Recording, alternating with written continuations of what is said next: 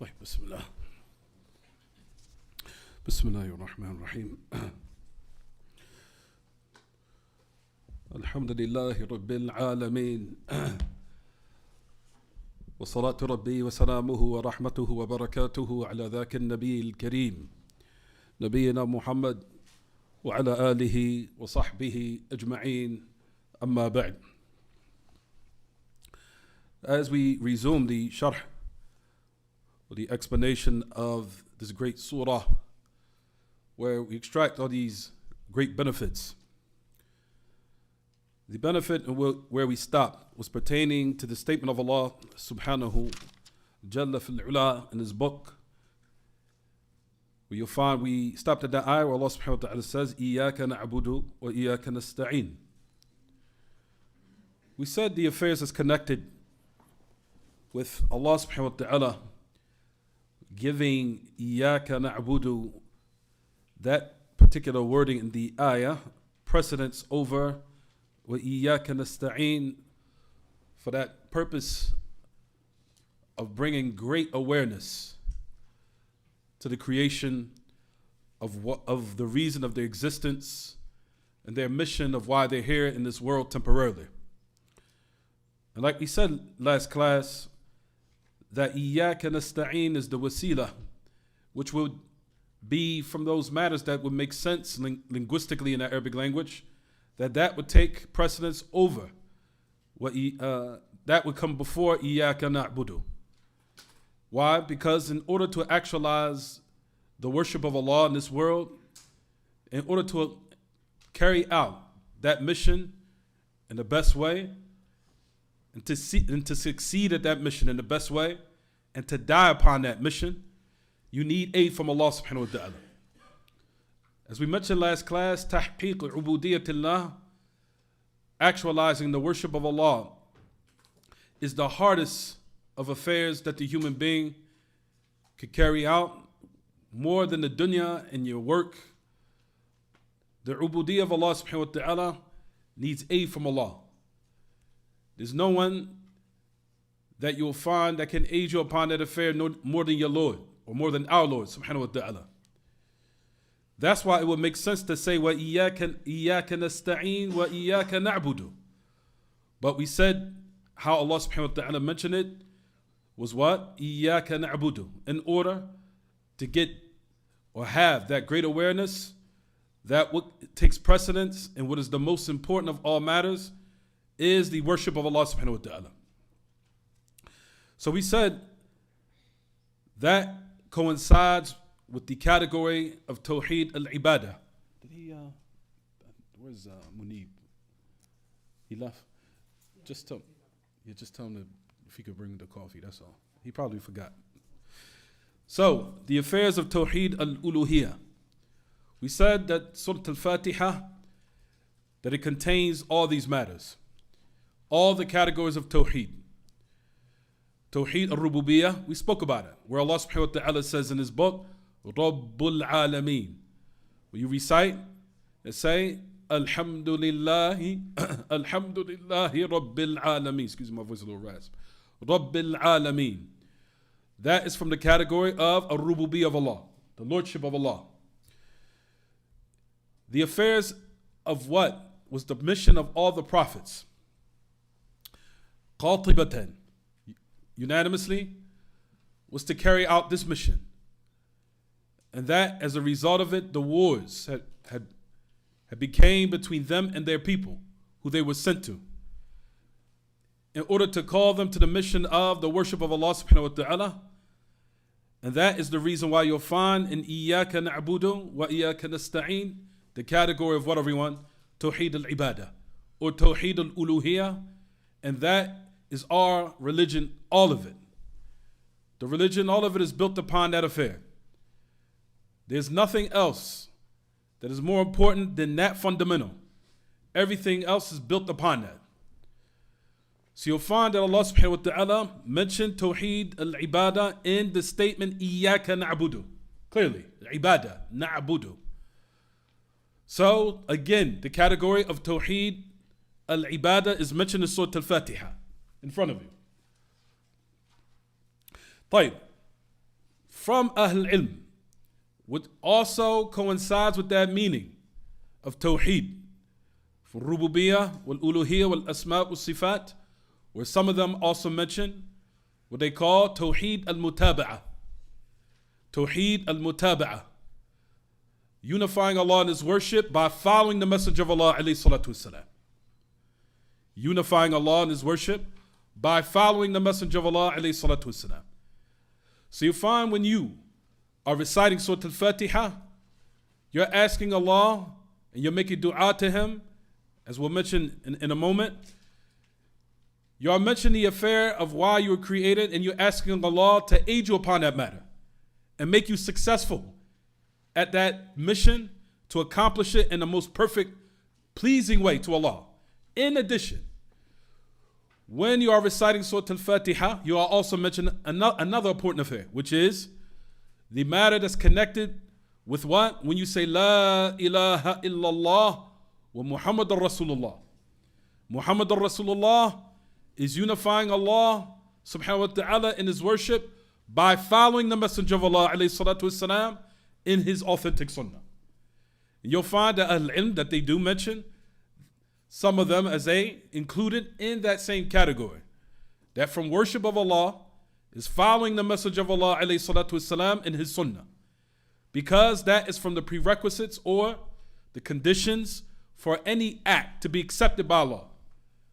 Because no one wants to come on the day of resurrection humiliated, where you find that all the efforts you have exhausted and all the great work that you put forth of what you thought in your mind was righteous deeds, and as a result of it, you come on the day of resurrection and find that it was unaccepted. If that's not a humiliation, then what is? To know that a person that they put forth all these great efforts and exhausted themselves, and certain people in the state rendered themselves very weary and exhausted, putting forth those acts, and as a result of it, they find that it was haba'an manthura. As we know, Allah subhanahu wa ta'ala has mentioned in His book that ayah of what we are familiar with. وَقَدِمْنَا إِلَى مَا عَمِلُوا مِنْ عَمَلٍ وَقَدِمْنَا إِلَى مَا عَمِلُوا مِنْ عَمَلٍ فَجَعَلْنَاهُ هَبَاءً مَنْثُورًا.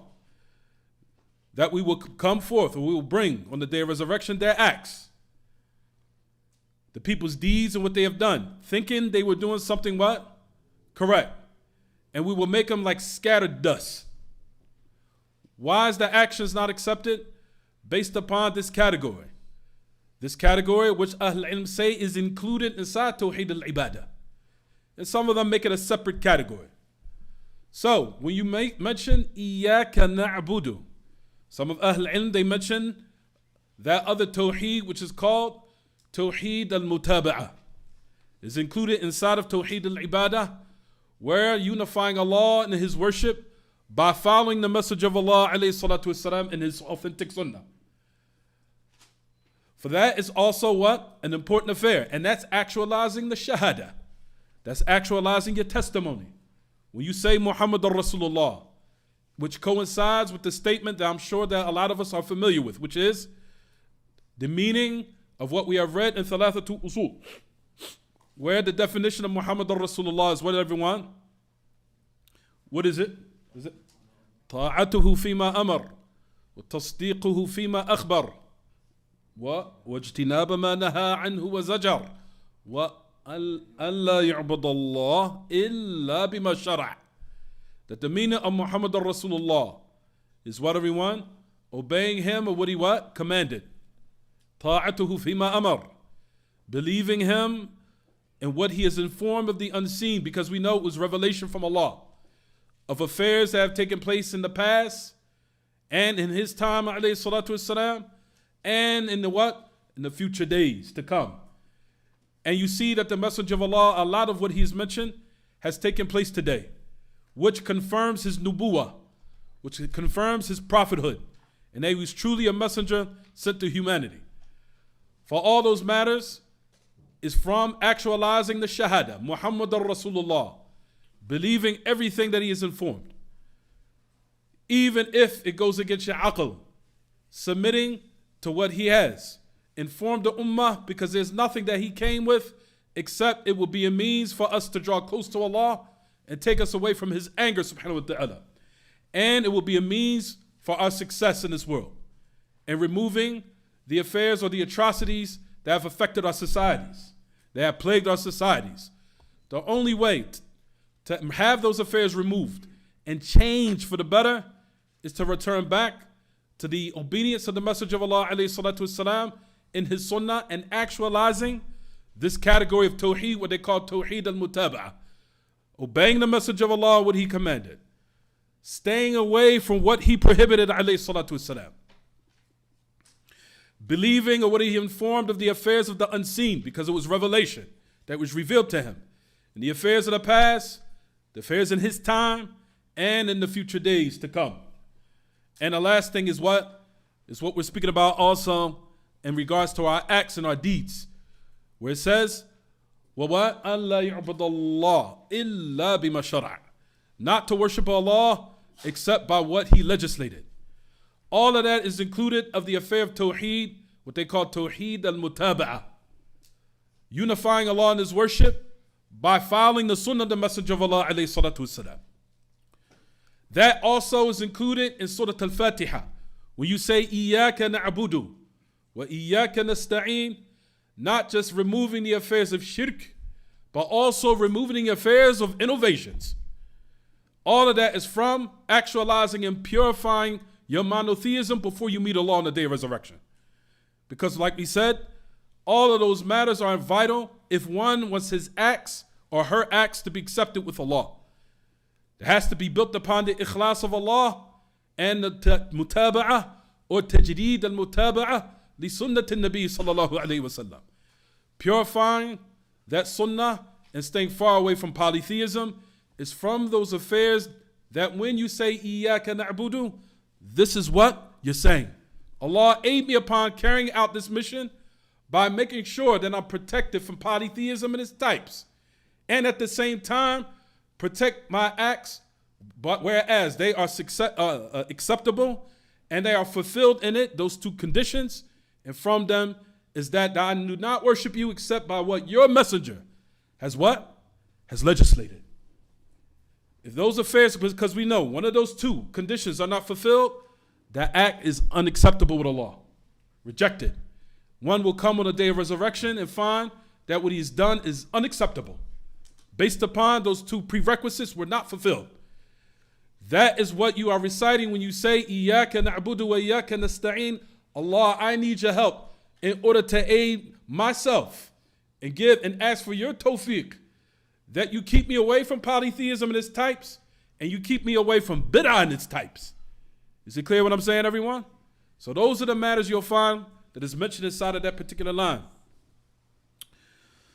For you'll find that the great Imam Sheikh Hamad al-Ansari, he mentions this.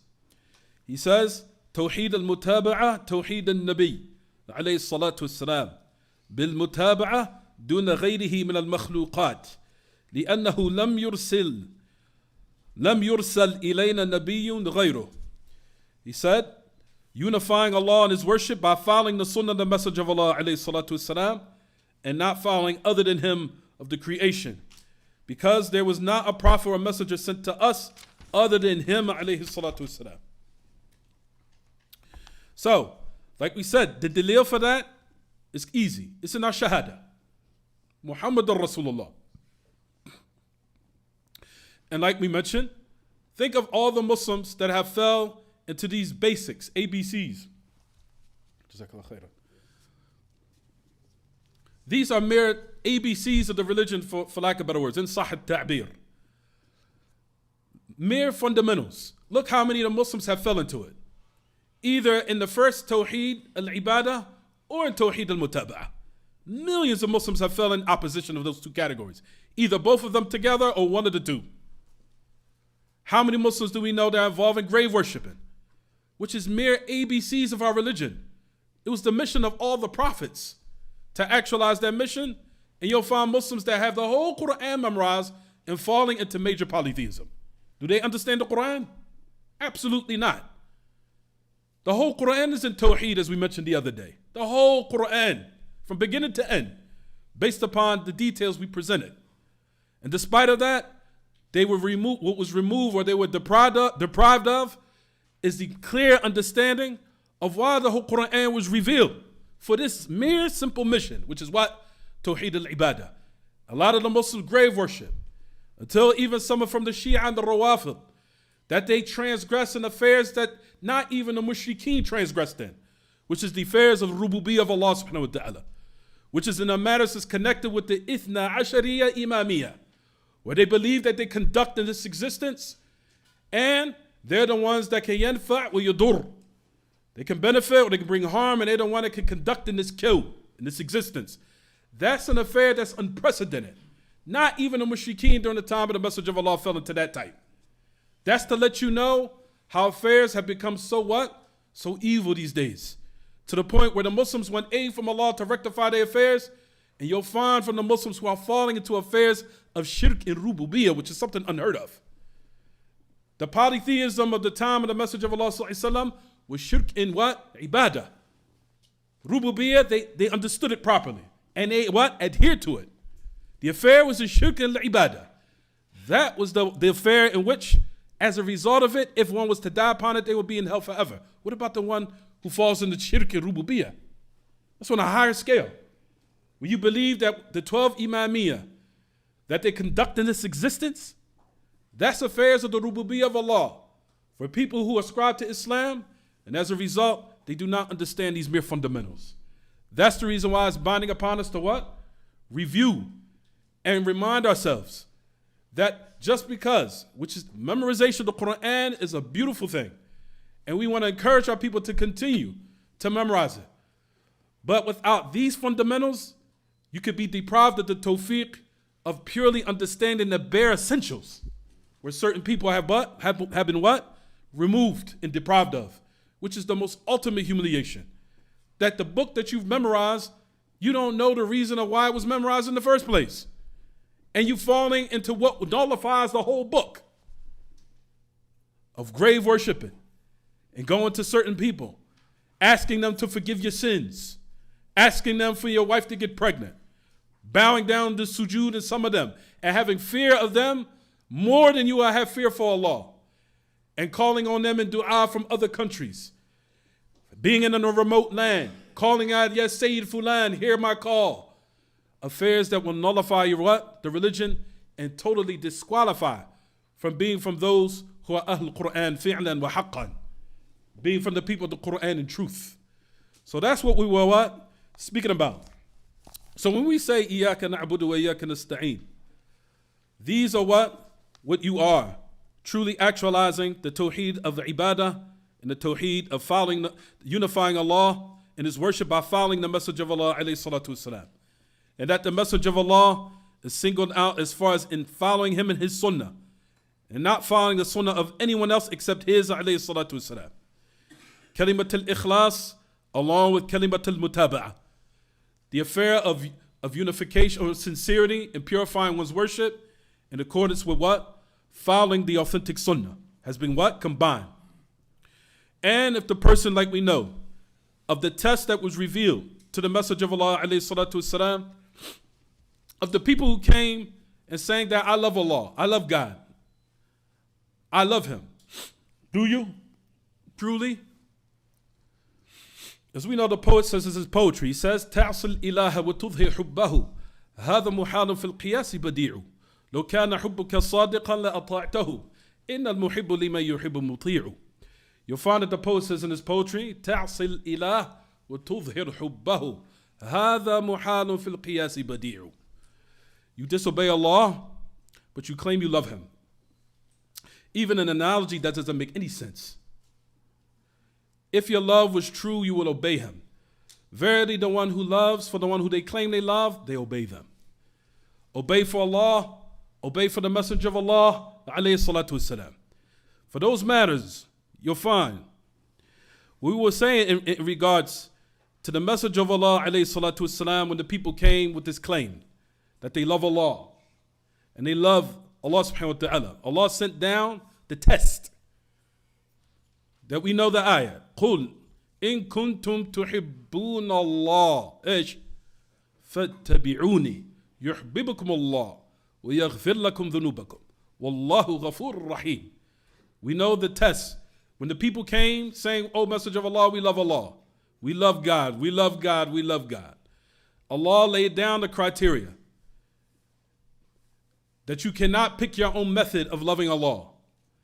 Even amongst human beings, it's unacceptable. What more so about the Creator? How many people say, "I love you," but they mistreat you? And their type of love, you reject it. What kind of love is this? You lie to me, you cheat on me, you say evil things to me, you abuse me, you mistreat me, but verbally you say what? "I love you." Even amongst the human beings, some of them will say, "If this is love, then I'm good. I don't want your love." So those matters with Allah subhanahu wa ta'ala are the greatest of matters. Allah has chosen that you have to love Him and how He wants to be loved, which the ayah says. Allah ta'ala says in the ayah, say if you love Allah, then what? Follow me. Say, "O Muhammad," to the creation. If you love Allah, you have that claim. Tell the people to follow your sunnah, your authentic sunnah. And Allah will love you as a result of it, which necessitates what, everyone? If you don't follow the Messenger of Allah, then Allah will what? Allah will not love you. Allah will not love you. Rather, He will hate you and hate your act. If you draw close to Him by something Allah hates, which is the most evil of all affairs, which is muhdathatul umur, which is the newly invented matters in the religion, where the Messenger of Allah said in the khutbah al-hajah, وَشَرَّ الْأُمُورِ مُحْدَثَاتُهَا. The most evilest of affairs is the newly invented matters. So you'll find, as we mentioned, it said in this particular verse, Allah laid down the criteria. What is what, everyone? The criteria of if you truly love Allah, Allah has commanded the people have to follow you. That's how Allah wants to be loved. And you can't love Allah no matter how you want it. Because like we said, even amongst the creation, it's unacceptable. People have different mindsets and types of how they think they're supposed to love someone. And you'll find that love that person is showing you, you're like, that's unacceptable. I'm not accepting that. Even if you say it 100 times, your actions don't confirm your statement. So those are the affairs that we mentioned in here. And that's what we mentioned when we say in Surah al-Fātiḥah, إِيَّاكَ نَعْبُدُ وَإِيَّاكَ نَسْتَعِينُ. You make a dua for all these affairs. Everything we just said for the past 20 minutes. You are mentioning this in Surah al-Fātiḥah. You're asking Allah for tawheed, with ikhlas, saving you from polytheism. And you're asking Allah at the same time to save you from bid'ah. Save you from what? Newly invented matters and falling into what is in opposition of the authentic sunnah, the message of Allah, where you fall into the affairs which the message of Allah described as being the most of evil of them. This is what you're mentioning when you say, إِيَّاكَ نَعْبُدُ وَإِيَّاكَ نَسْتَعِينُ. You're mentioning all of this when you say this 17 or more every day. Is it clear, everyone? These are the matters that we said when you now recite and you stand up to recite, this should come to your mind. You're asking Allah to save you from shirk, save you from kufr, save you from what? Innovations, save you from His desires.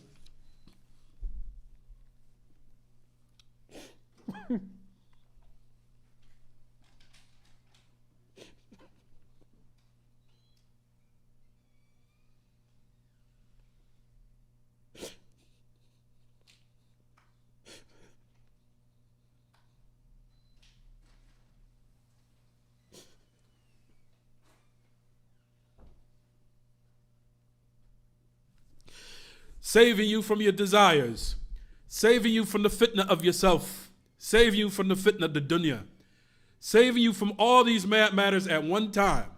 This is what you're asking Allah. Every time you stand to pray,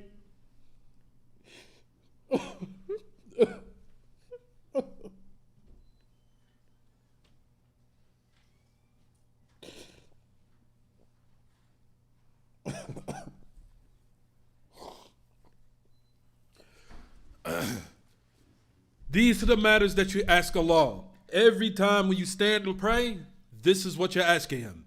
Saving you from all these atrocities that as a result is a reason for the human's destruction. And the only way that you can be saved is by the aid of Allah. The aid of Allah subhanahu wa ta'ala. which is the greatest of all aid. For one's heart is tied with Allah, having that ikhlas for Allah, not wanting the chair, but just wanting good for the people. Oh, inshallah, Allah will aid you.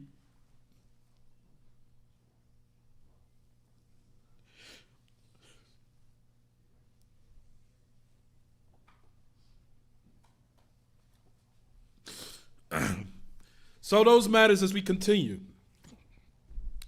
You'll find in the other ayat, as we continue, it says, إِيَّاكَ نَعْبُدُ وَإِيَّاكَ نَسْتَعِينُ. We started mentioning the affairs as pertaining to huda, to guidance. إِهْدِنَا الصِّرَاطَ الْمُسْتَقِيمِ. Guide us to the correct path. That also has a lot of meanings. It has a lot of meanings in it. We said al-huda, when you make the dua. Oh, wow, let's put that right there.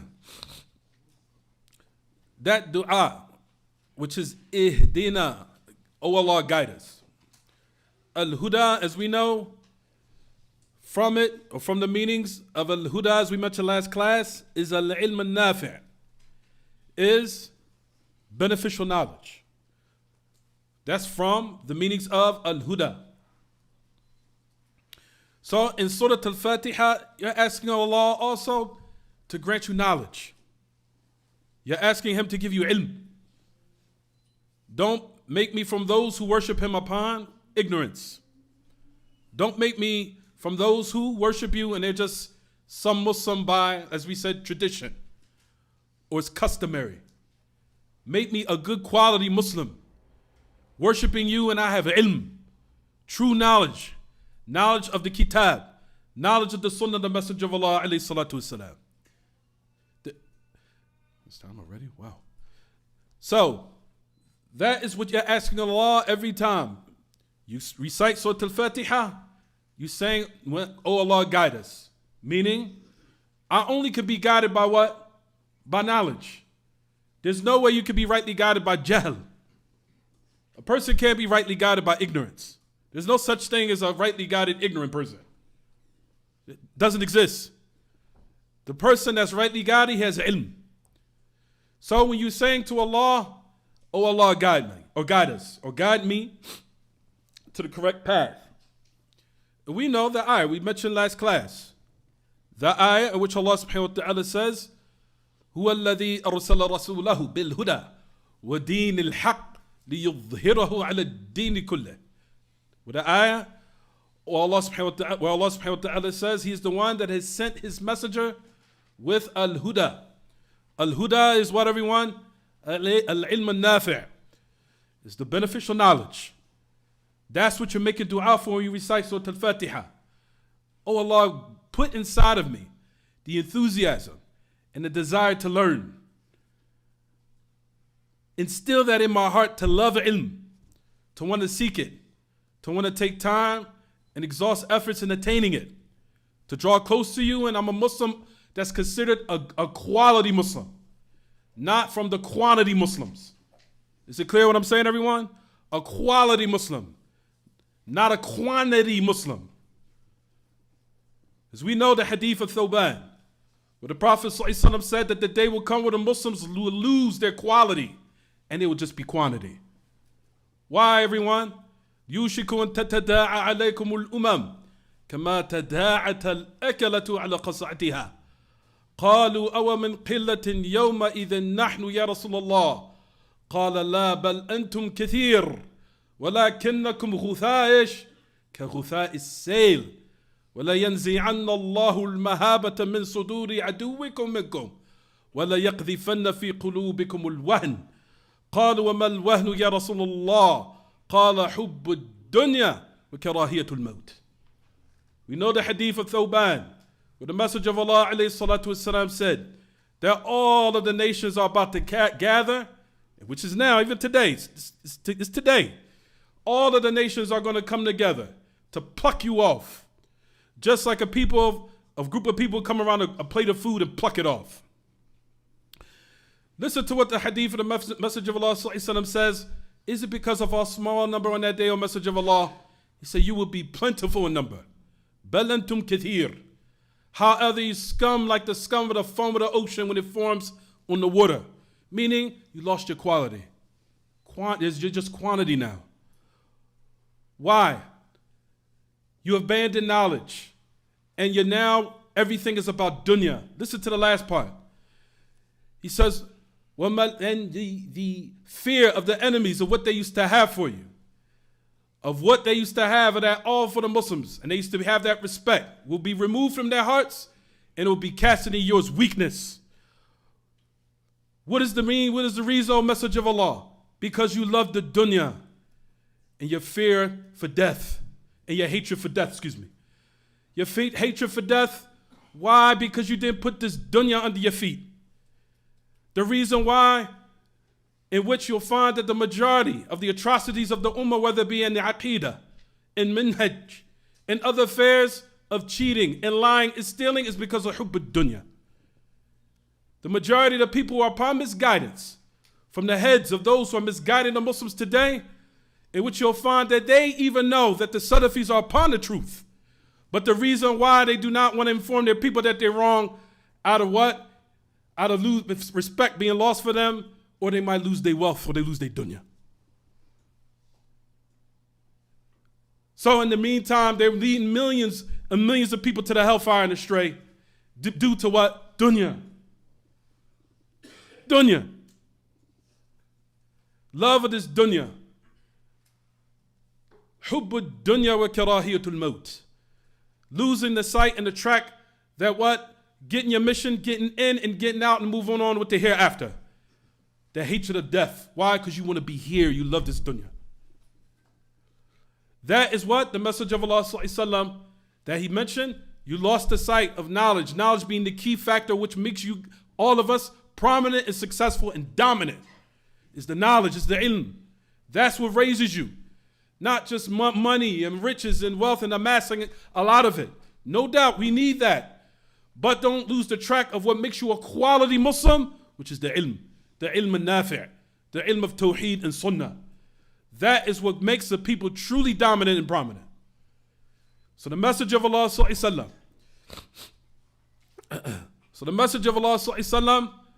that he encouraged that we what? Attain knowledge, and that is what you make dua for when you say, Ihdina as-sirat al-mustaqim. Guide us to the straight path. Meaning the only way I could be on that straight path, unless I have knowledge. Another meaning of Ihdina as-sirat al-mustaqim. Number 2. Ihdina as-sirat al-mustaqim. As we know, al-hidayah breaks down into 2 types. Based upon Allama ibn al-Qayyim, 4 categories. But I don't have time to mention it. We'll keep it 2 for now, just to keep it simple. Which is the hidayah to tawfiq, which is the guidance of the heart. We know the guidance of the heart is in the hands of Allah subhanahu wa ta'ala.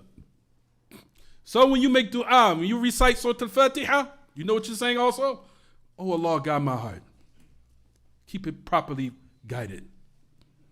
Don't twist it until I have doubt in Islam. Until I have doubt in Salafiyah. Until I have doubt in what I'm upon. Until I become tested. And then I might go astray. Those matters you are making dua for. Guide my heart. Make it firm. Because we know the heart can what, everyone? Flips. Flips so much. As the Prophet ﷺ said, لَقَلْبُ ابْنُ آدَمْ أَشَّدُّ انْقِلَابًا مِنَ الْقِدْرِ عِنْدَ غَلَيَانِهَا. That the Message of Allah ﷺ mentioned in the authentic hadith, where he said ﷺ, that the heart of Ibn Adam flips so much than a pot when it reaches its boiling point. And everyone knows when it reaches its boiling point, it what, everyone? It flips. And it makes that noise from the old pots of the time of old. I'm sure that some of us are familiar with. When we used to cook and then reach the boiling point, it make this tss, and it's flipping around and flipping around and flipping around. The Message of Allah gave that example to know that's how everyone's heart is. That's how y'all is constantly flipping. And certain people, Allah is flipping it from misguidance to guidance. And certain people, it's the opposite. People are guided one day and they become misguided tomorrow. May Allah subhanahu wa ta'ala keep our hearts firm. For those are the du'as from the supplications in which the Messenger of Allah alayhi salatu wasalam is saying when you recite Surah al-Fātiḥah, This is what you're asking Allah. Oh Allah, guide me and inspire me to attain ilm nafi'. At the same time, inspire me and keep my heart planted what? Firm upon huda.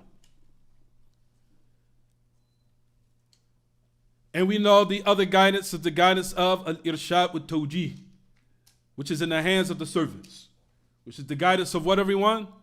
The guidance of advising and teaching the people and directing them to what's correct, which is in the hands of all the ibad and the human beings of what? They are able. For those who have the proper knowledge that can disseminate it and are able to advise. Though that type of hidayah we know is in the hands of the ibad, but at the same time, the person that every individual need, which is an individual duty, is that person has ilm nafi', that beneficial knowledge of what's pertaining to his fundamentals and knowing what tawheed and shirk is, and sunnah and bid'ah, and raising their status or their societies by educating certain people in their communities to make sure they are the proper disseminators of the knowledge and the proper teachers. Every community needs that all over the world. There's not an exception except that they need people of knowledge, because that what keeps the community in check and strong when the fitna hits is the knowledge and the disseminators of it. These are all important, in which we ought constantly make dua to Allah to aid us in and to facilitate it. When you say ihdina as-sirata al-mustaqim, I'm sorry, did it come in? It came in? Oh, okay.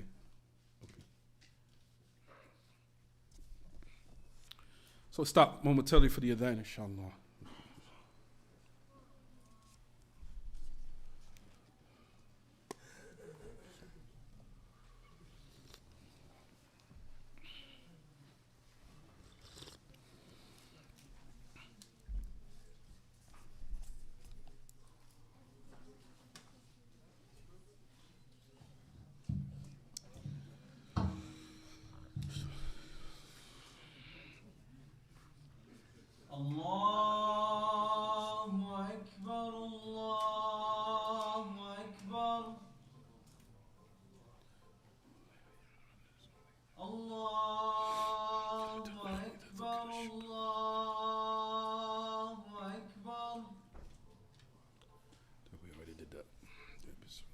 الله أكبر.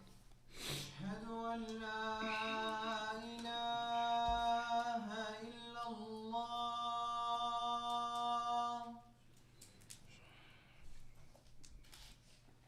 أشهد أن لا إله إلا الله.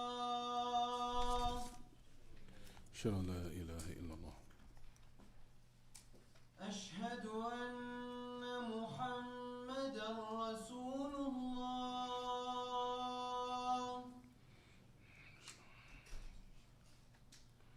أشهد أن محمدا رسول الله. أشهد أن محمدا رسول الله.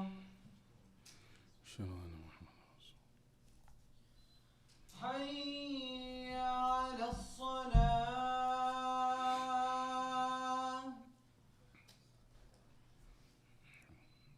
حي على الصلاة.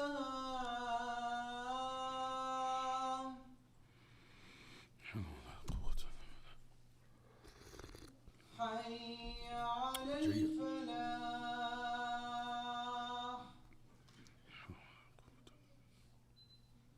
حي على الفلاح.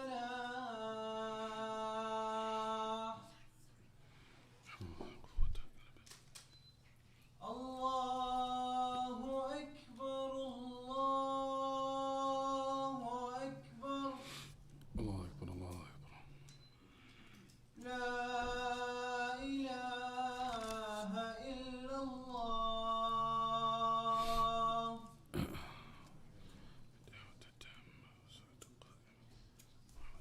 والفضيلة وبعث مقام أحمد بعثته.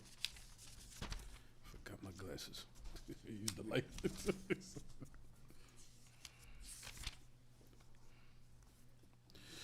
طيب.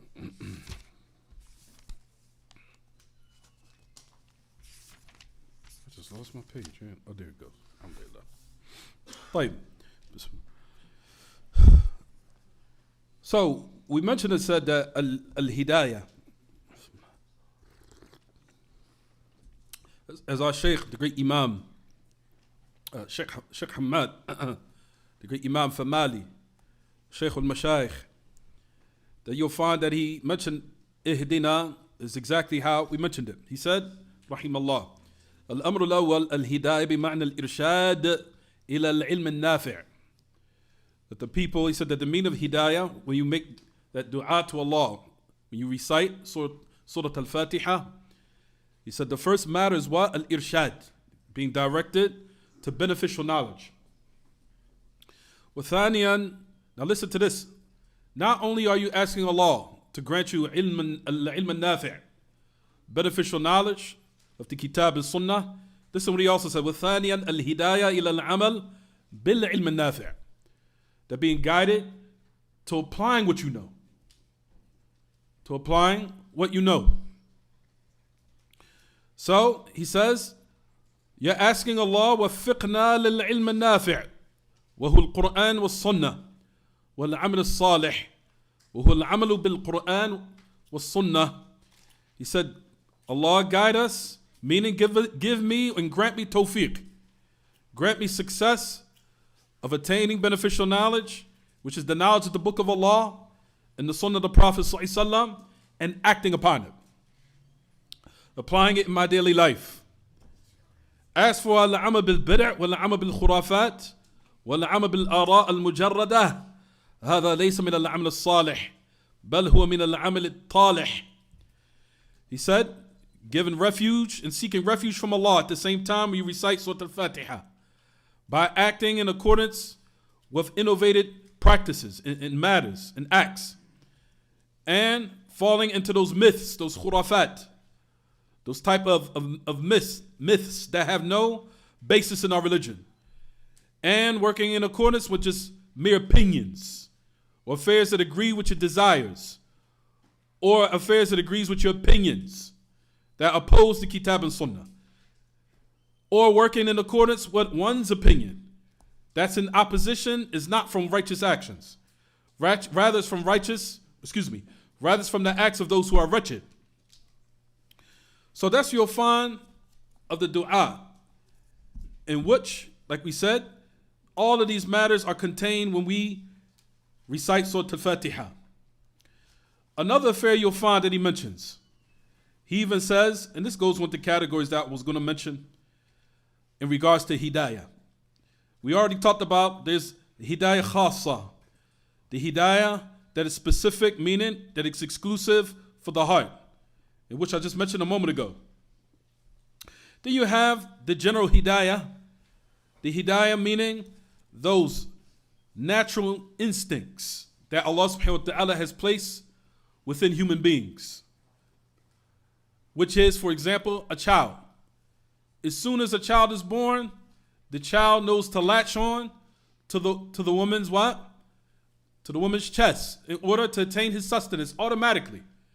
As soon as the child is born, you put the child, the mother puts the baby close to her chest, automatically the baby knows what to do. Immediately. Who taught him that? That's an instinct, what they call hidayah amma. That's general what? A general type of guidance that Allah has put in every human being, even if they're not Muslim or they're not from the people of Iman. But that's not what we're talking about. We're talking about the hidayah khassa. We're talking about the specific what? The specific guidance, meaning the guidance of what, everyone? The guidance of the heart. Allah only selects certain people for that guidance. The hidayah amma, as we know, that's general for everyone, Muslim or non-Muslim. In certain affairs of what is natural inclinations, like we just gave the example of the baby. Is there anyone that's an exception from that? From a non-Muslim or a Muslim? No. Every baby that is born, as soon as the mother puts the mouth of the child to her chest, immediately the baby knows what to do. As soon as it comes out the womb. Who taught the baby that? They sit him in a class and say, you know, when you come out the womb, your mother's going to take you, move your lips like this. No, it's a natural instinct. Allah taught it by nature, naturally, without anyone teaching or sitting it down and telling what to do. Which shows that Allah subhanahu wa ta'ala has instilled within the human being this type of general guidance. But the more exclusive, rather it is the exclusive. It's like we mentioned, the guidance of the heart. May Allah subhanahu wa ta'ala guide our hearts and make us inspired to attain beneficial knowledge. طيب. Allah subhanahu wa ta'ala goes on to say in his book, ملاحظة جيدة عند الكلمة اهدنا الصراط المستقيم. Jade. This is another good point. And we'll stop in a second to pray. When you see as-sirat al-mustaqim, and I want everyone to be attentive of this word when you in Surah al-Fātiḥah. Guide us to the straight path. There's a fa'ida aqadiyya in this, everyone. Fa'ida aqadiyya wa minhajiyya ma'an. There is a benefit, and all of it is aqidah at the end of the day, minhaj dakhil fil aqidah. For the affairs that's connected with aqidah and minhaj altogether. And I want everyone to be attentive of this. Just merely in Surah al-Fātiḥah. Keep this in mind, everyone. As-sirat al-mustaqim. The straight path. What do you understand from that? Clearly, that there's only one truth. Allah subhanahu wa ta'ala did not say, Ihdina as-siratat al-mustaqimat or al-mustaqima. No. Guide us to the straight path. Which necessitate that the haqq is what? Wahid. وَلَا يَتَعَدَّد. That the truth is one. And they're not multiple. There's only one path to Allah. One path to Allah, and there's no other path other than that. And those other paths are paths of destruction. There's ayats in the book of Allah subhanahu wa ta'ala that mention this. It's Surah Al-Baqarah, right after Ayat Al-Kursi. Where Allah subhanahu wa ta'ala says, Allahu waliyyu alladhina amanu. Yukhrijuhum min al-dhulumati ila al-nur. وَالَّذِينَ كَفَرُوا أَوْلِيَاؤُهُمُ الطَّاغُوتُ يُخْرِجُونَهُم مِّنَ النُّورِ إِلَى الظُّلُمَاتِ أُولَٰئِكَ أَصْحَابُ النَّارِ هُمْ فِيهَا خَالِدُونَ. Allahu Akbar. Listen to this ayah. Where Allah subhanahu wa ta'ala says in his book, Allah is the wali of those who believe. He takes them out from what? يُخْرِجُهُم مِّنَ الظُّلُمَاتِ إِلَى النُّورِ. He takes them out from the different types of darkness. Which lets you know that batil yata'addad. That falsehood is multiple. Multiple paths. He removes them from what? Dhulumat. Allah didn't say dhulma. He said what? Dhulumat. Plural. Dhulumat. Allah, those who have sidq and ikhlas and do not want the leadership and chair, Allah subhanahu wa ta'ala, for those who cling to that sidq and they just want good for the people. They don't want the money and they don't want the fame. They want Allah subhanahu wa ta'ala what is with him and what he's prepared for awliya'ihi al-muttaqeen. He said Allah subhanahu wa ta'ala will remove them from out those different levels of darkness and the different types of falsehood, and he will bring them into the light. Those who disbelieve, awliya'uhum al-taghut. Those who disbelieve, their awliya is the taghut. Those false idols, following their desires or following other affairs, in which Allah subhanahu wa ta'ala takes them out of the light and puts them in levels in multiple paths of falsehood and darkness. They are the inhabitants of hell, dwelling therein forever. Ibn al-Qayyim says about this ayah, coincides with Surah al-Fātiḥah here, saying about this particular ayah, where he says, I think it's Bada'i al-Fawaid, in that book he gives in his Aqwal al-Tafsir. He said about this particular ayah, Allah is the wali, the protector of those who believe. He brings them out for the dhulumat. Based upon this ayah, he said dhulumat necessitate that the paths of the hellfire are multiple. The path to the hell are plentiful. And notice Allah subhanahu wa ta'ala used singular in this verse when it came to the haqq, to the truth, which is what? An-nur. The light. What comes to your mind, everyone? That is 50, 60. How many? 1. And he said, those who disbelieve, their awliya is the taghut. Bringing them out from the what? From the light to misleading them, misguiding them to multiple paths of darkness and different darker levels of it.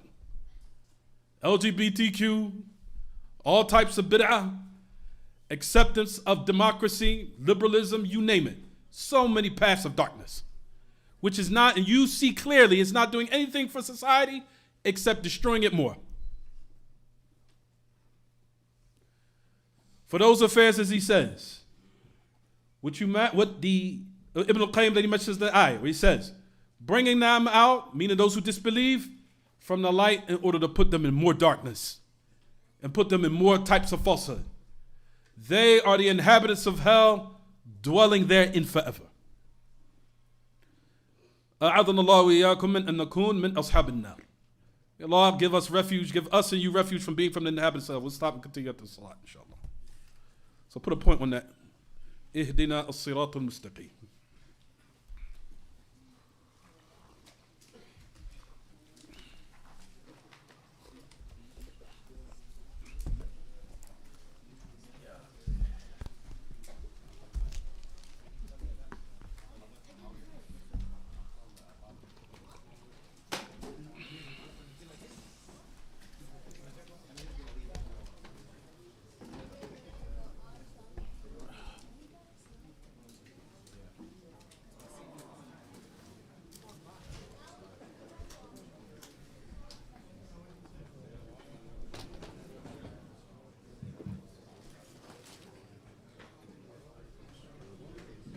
الله أكبر الله أكبر أشهد أن لا إله إلا الله أشهد أن محمد رسول الله حي على الصلاة حي على الفلاح قد قامت الصلاة قد قامت الصلاة الله أكبر لا إله إلا الله.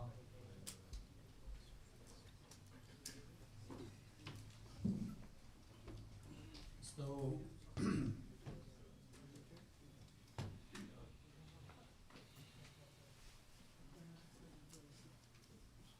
الله أكبر.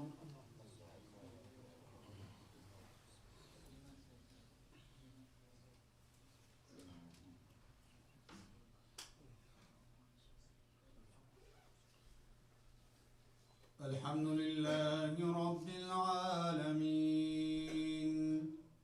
الرحمن الرحيم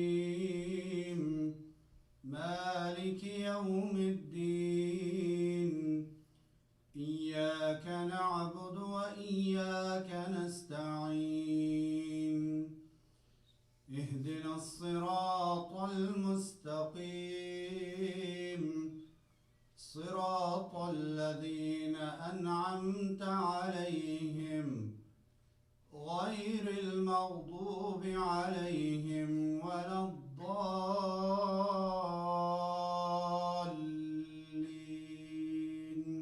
آمين.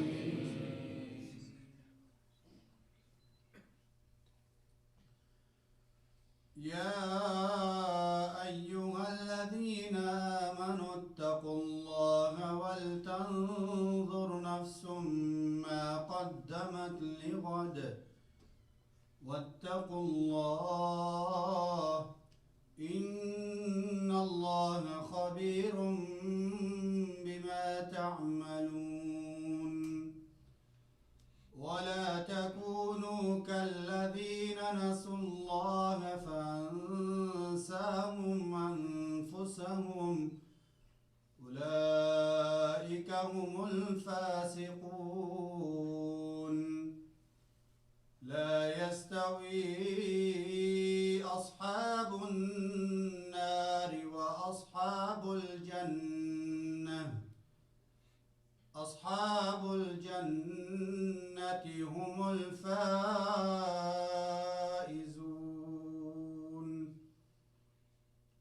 لو أنزلنا هذا القرآن على جبل لرأيته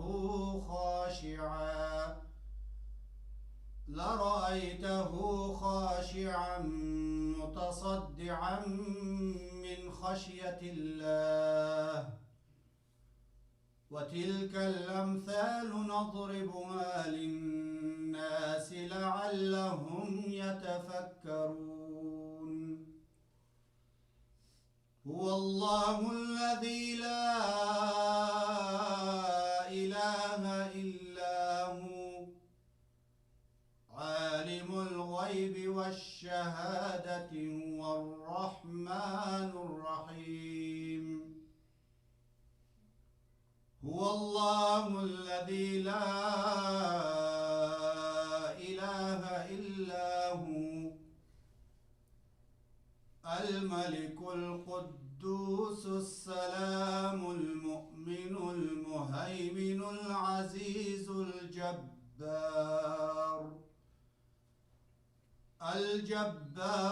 المتكبر سبحان الله عما يشركون. هو الله الخالق البارئ المصور له الأسماء الحسنى يسبح له ما في السماوات والأرض وهو العزيز الحكيم. الله أكبر.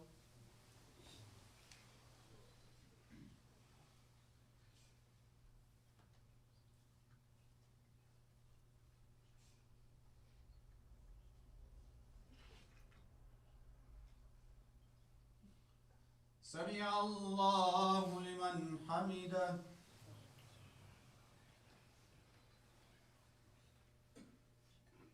الله أكبر.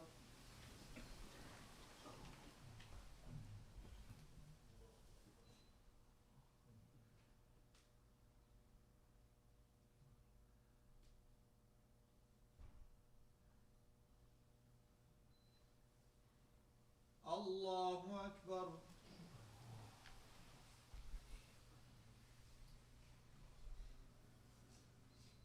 الله أكبر.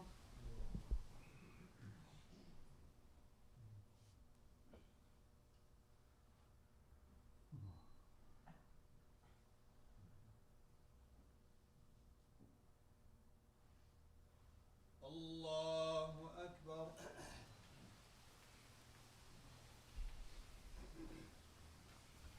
الحمد لله رب العالمين الرحمن الرحيم مالك يوم الدين إياك نعبد وإياك نستعين اهدنا الصراط المستقيم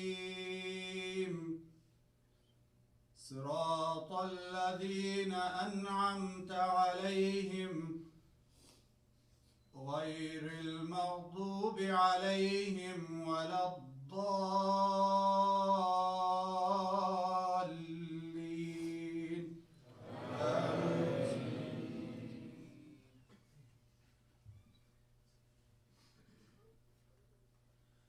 يا أيها الذين آمنوا قوا أنفسكم وأهليكم نارا وقودها الناس والحجارة عليها ملائكة غلاظ شداد لا يعصون الله ما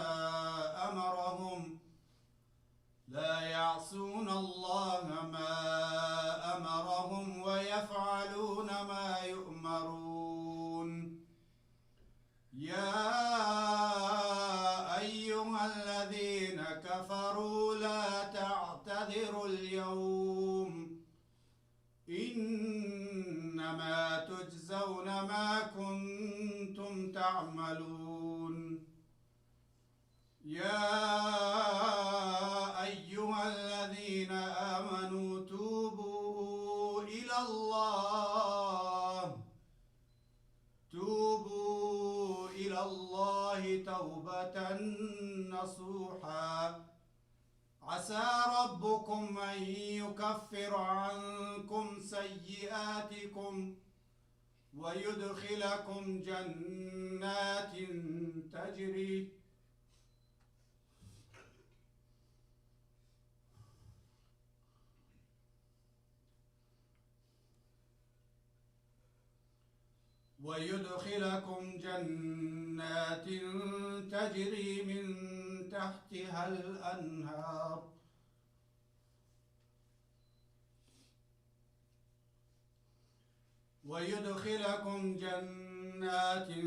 تجري من تحتها الأنهار يوم لا يخزي الله النبي والذين آمنوا معه نورهم يسعى بين أيديهم وبأيمانهم يقولون ربنا أتمم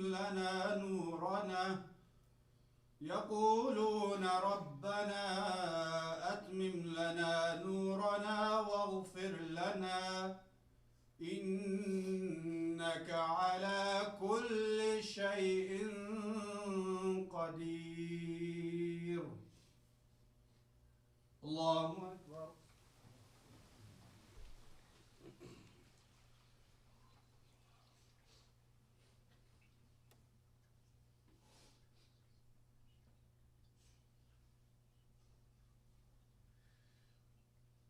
سمع الله لمن حمده. I tell you, time flies, right? Yes. It flies. It's a wait for anyone. Oh, I'm sorry. Oh, did I mess it up? No, you didn't. I think I turned it off. Okay, there we go. Okay.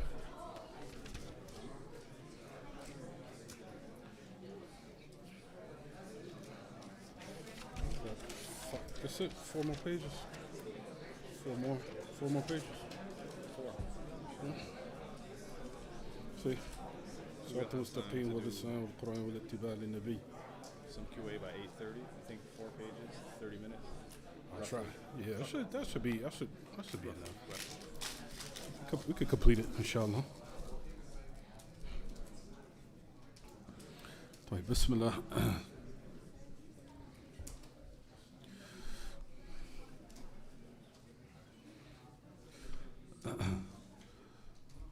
الحمد لله وحده والصلاة والسلام على من لا نبي بعده وعلى آله وصحبه ومن تمسك بسنته إلى يوم الدين وسلم تسليما كثيرا أما بعد.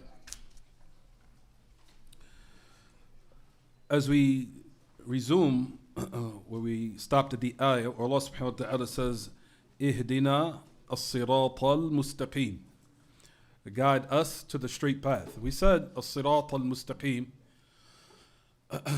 is numerous benefits, but to summarize everything that we mentioned, a nuqta muhimma, a very important point, which is what everyone, that the truth is one. And for those who claim that the truth are muta'addid, that they're plural, then the ayats that we mentioned, this ayat specifically, and the other ayat, which is the Surah al-Baqarah, rejects that notion and that belief. There's no way that a person could get to paradise by other than this one path that Allah subhanahu wa ta'ala has mentioned in His book. For those matters that we wanted to remind ourselves of, we said, in light of the ayah that confirms, which is the Surah al-Fātiḥah, which we mentioned before the Salah, that Allah subhanahu wa ta'ala mentions in His book how the path of falsehood and the path of destruction, meaning to the hellfire, which is the ultimate destruction, wal-iyadhu billah, the hellfire, the paths to it are multiple. There are multiple ways to go to the hellfire. And Allah subhanahu wa ta'ala stated that in His book by saying ظُلُمَات. ظُلُمَات بَعْتُهَا فَوْقَ بَعْض. Or if you want to say ظُلُمَات, rather, it was more befitting to say أَدْرَك وَأَسْفَل. بَعْتُهَا أَسْفَل مِنْ بَعْض. Where you'll find that the affairs of the levels of darkness are multiple paths, and that's why it's binding upon the Muslim to take time to educate himself so he doesn't fall into one of those paths. The Messenger of Allah ﷺ have talked about that there will be callers ala abwabi jahannam man ajabahum ilayha qadhafuhu fiha. That there will be callers on the gates of hell, calling people to the hellfire. Whoever answers their call, they will cast them into it. So that's to let one know. Rather, it's an incentive for us to learn what are the turuq al-dalal wa turuq al-halak, al-musila ila al-halak. As Allah subhanahu wa ta'ala has said in his book, وَكَذَلِكَ نُفَصِّلُ الْآيَاتِ وَلِتَسْتَبِينَ سَبِينَ الْمُجْرِمِينَ. Allah subhanahu wa ta'ala said in his book, likewise, we have made our signs in detail in order to make clear the path of the mujrimeen, meaning the path of those who are corrupt and the path of those who attain that great loss. Allah subhanahu wa ta'ala has made their signs, their paths, their methods, their beliefs clear in his book and his authentic sunnah. And upon the statement of Ahl Ilm that have clarified that the path of destruction, its roads and its methods, its statements and its beliefs and ideologies are made clear to us. That's the reason why we said that ilm al-nafi' is very important. What we also wanted to extract from this ayah, al-sirat. We talked about, in light of what the great al-Allama ibn al-Qayyim that we mentioned in our first lesson. We said that al-sirat, siratan. Was it okay? Siratun hissi wa siratun ma'nawi. That there are two what? Al-siratan. There are two sirat. There's a sirat in this dunya, as we know, and there's one sirat in this dunya, and there's a sirat in the hereafter. There's a sirat in this world, meaning it's there, but you cannot attain it by your senses, meaning it's intangible by the senses, but it's there. He said, al-sirat al-ma'nawi. If Allah subhanahu wa ta'ala keeps you firm upon that path in this world, then He will keep you firm upon the sirat over Jahannam in the hereafter. So He said the sirat in this world, which is the one truth. If Allah keeps you firm on that path in this world, that will be your reality in your state where everyone has to cross over hell. For verily your reality of the hal or the state of your religion and the call, you'll find that the great Imam Muhammad bin Salih al-Uthaymin rahimahullah, that he said the path of those who will cross the bridge over hell quickly and remaining firm on that road as they cross. Because we know the narrations have sang the descriptions of that path over the hellfire. Ala matni Jahannam. That we know that it's what? That is more skinnier as it comes in the narration Sahih Muslim. That's what? Ahaddu min as-sayf, adaqu min ash-sha'r, wa ahaddu min as-sayf. Some of the narrations come and say that it's small as a what? Skinny of a hair. Certain narrations. And it's more sharper than the sword. So crossing over the hellfire is not something what? It's not going to be something easy. And the speed, you'll find that certain people will have the different speed of how they will cross over hell. So crossing over the hellfire, what do you do to aid yourself so you can have tawfiq to cross upon that very sharp path, which will be for some, which the Messenger of Allah described in the Sahih as being sharper than a sword. Ahaddu min as-sayf. How do you attain that speed that's matlub, that is request so you can cross? How? How is what the great Imam Ibn Uthaymin mentions. He says, those who answered the call of the Sharia, the call of truth, and they remain firm upon it, that will determine how you will remain firm and stable over the bridge over hell. For if your religion was weak in this world, and you are a weak individual, may Allah, nasallahu yuqawiyana wa iyyakum. May Allah give us strength and give you strength. For those who have ended up slipping in their religion and their affairs of answering the call of Allah subhanahu wa ta'ala As a result, they fell into those other paths and those other roads and those other methods, or they became tested in a religion. That will determine how you will cross over hell. So if you're slipping in this world, you will be slipping where? You'll be slipping over the hellfire. Wal-iyadhu billah. For those who are sturdy in this world, strong, they are the ones likewise will be strong crossing that bridge. And we know that the da'wah of the Prophet ﷺ, when the people will be falling off of that bridge, where the message of Allah will make dua for his ummah, Allahumma sallim, sallim. Oh Allah, save him, save him. Which is to let you know that some of his ummah will be falling off the bridge. May Allah subhanahu wa ta'ala give us refuge. So, that's sirat al-ma'nawi in this dunya. That is the type of sirat. What is the sirat al-ma'nawi in this dunya? What is the sirat of the bridge in here, in this dunya? It's the proper guidance. And it's what the great Imam Sheikh Hamad says. Now listen to what he says. Al-sirat al-mustaqim huwa al-Islam. Huwa al-Quran. Huwa al-ittiba' lin-Nabi sallallahu alayhi wa sallam. It is Islam, it is the Quran, it is following the Sunnah of the Message of Allah alayhi salatu wasalam. It is following the Sunnah ala hadi as-salaf or fahmi hadi as-salaf. And accordance to the understanding of the companions. All of that is the Sirat al-Mustaqim. So Sirat al-Mustaqim is comprehensive for all of those meanings. The Kitab, the Sunnah, hadi as-salaf. All of those matters. In light with the great scholar of the past Mujahid, where he said, أنا لا أدري أي النعمتين علي أعظم أن يهديني إلى الإسلام أو عافاني من هذه الأهواء. He said in a tremendous, profound statement, Mujahid, rahimahullah, he said, I don't know which of the two bounties of Allah are greater upon me. Is it the fact that Allah guided me to Islam, or He saved me from these desires?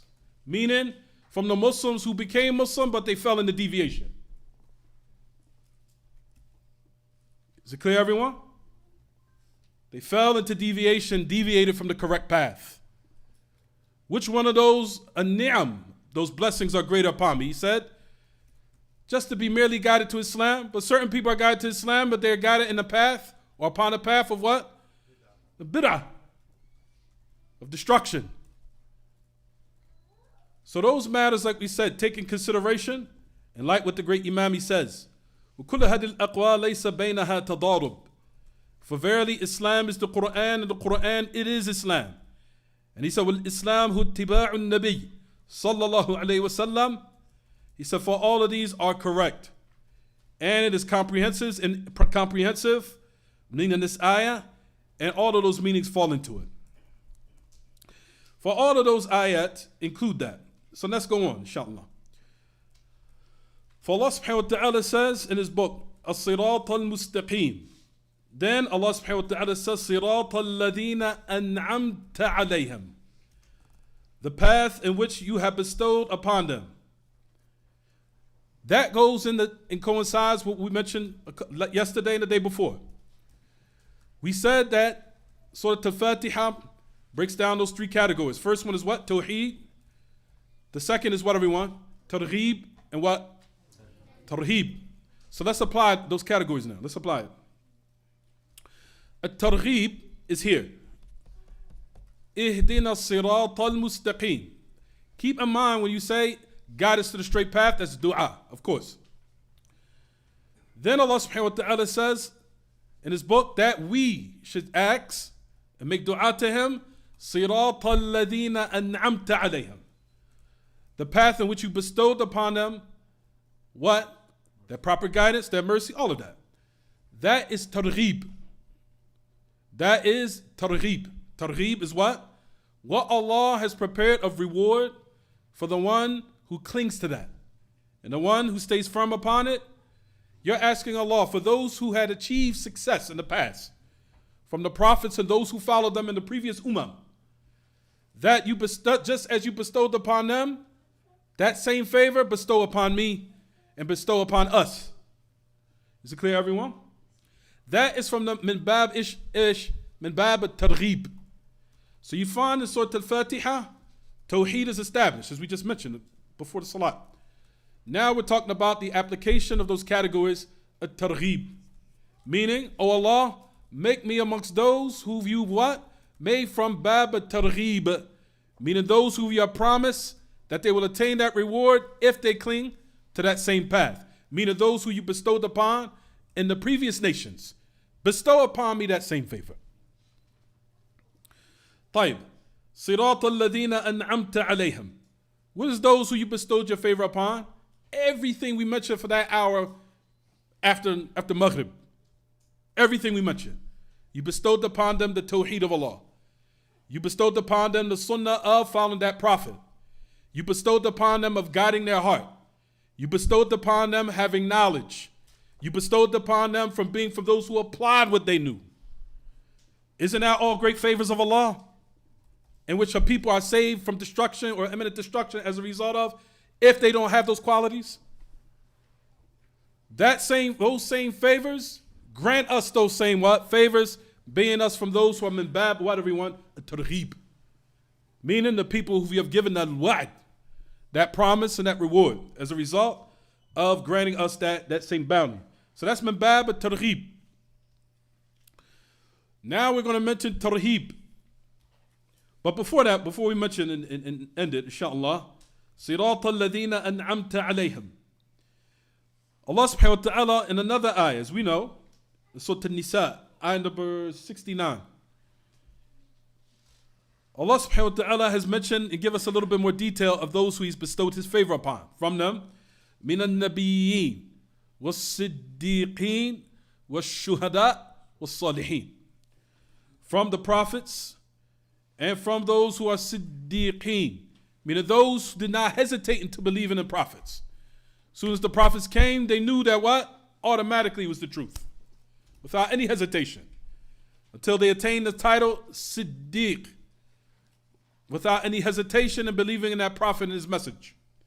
And the shuhada. And those from the martyrs. And those from the righteous. 4. If you want to say, أَمَعْنَاهُ الْعُلَمَاء الْعَامِلُونَ وَهَذَا هُوَ الصِّنْفُ الْأَوَّلِ. He said that Allah subhanahu wa ta'ala have made from those who He bestowed His favor upon, of course, is those scholars that were applying and working in accordance with their knowledge, which was the first, and of course those who follow them. Because we know at the head of every ummah is their ulama. And the people what? Follow behind their leadership. And follow behind their what? Their right guidance that Allah has bestowed upon them. So that is the first in which one makes dua to Allah. Now you'll find the affairs of tarhib, as we mentioned the other day. Tarhib is min bab al-wa'id, the bab of warnings. That you're making dua to Allah. Guide us to the straight path, the path you bestowed your favor upon, some more dua. Now you're asking Allah to give you refuge. Refuge from what? Al-maghdubi alayhim. Meaning, those scholars who had ilm, or those who possessed it, but they didn't work in accordance with it, or they did not apply it.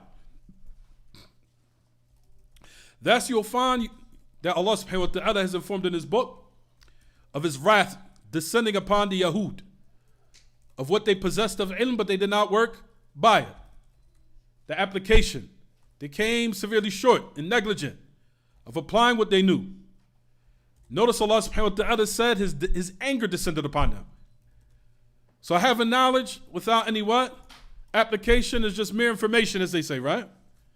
Without any application, mere information. As a result of it, then what? Deviation or Allah's wrath. That's why you'll find, as we mentioned, al-maghdubi alayhim, you're asking Allah subhanahu wa ta'ala, give me refuge. Do not allow me to be from amongst those who the hujjaj, that the arguments or the proofs have been established upon me. Because the worst affair and the worst state is to have ilm and you do not apply it, nor do you work by it, and you come on the day of resurrection and you cannot use the excuse, ana kuntu jahilan. You can't use the excuse that I was ignorant, I didn't know. You knew. And the worst though of those who will be punished before the ubad al-wathan is those who do not have who had ilm but they didn't work by it. وعامل بعلمه لم يعملا معذب من قبل عباد إيش الوثن. As it says in the poetry. وعامل بعلمه لم يعملا معذب من قبل عباد الوثن. The one who has knowledge and they did not work by the knowledge they possess could be punished before the Ubad al-Wathan as a result of humiliation, disgrace for them. For verily, brothers and sisters that have a knowledge and asking Allah to give you refuge of not resembling the Yahud, because Allah's curse and wrath had descended upon them as a result of it. And that is a dua.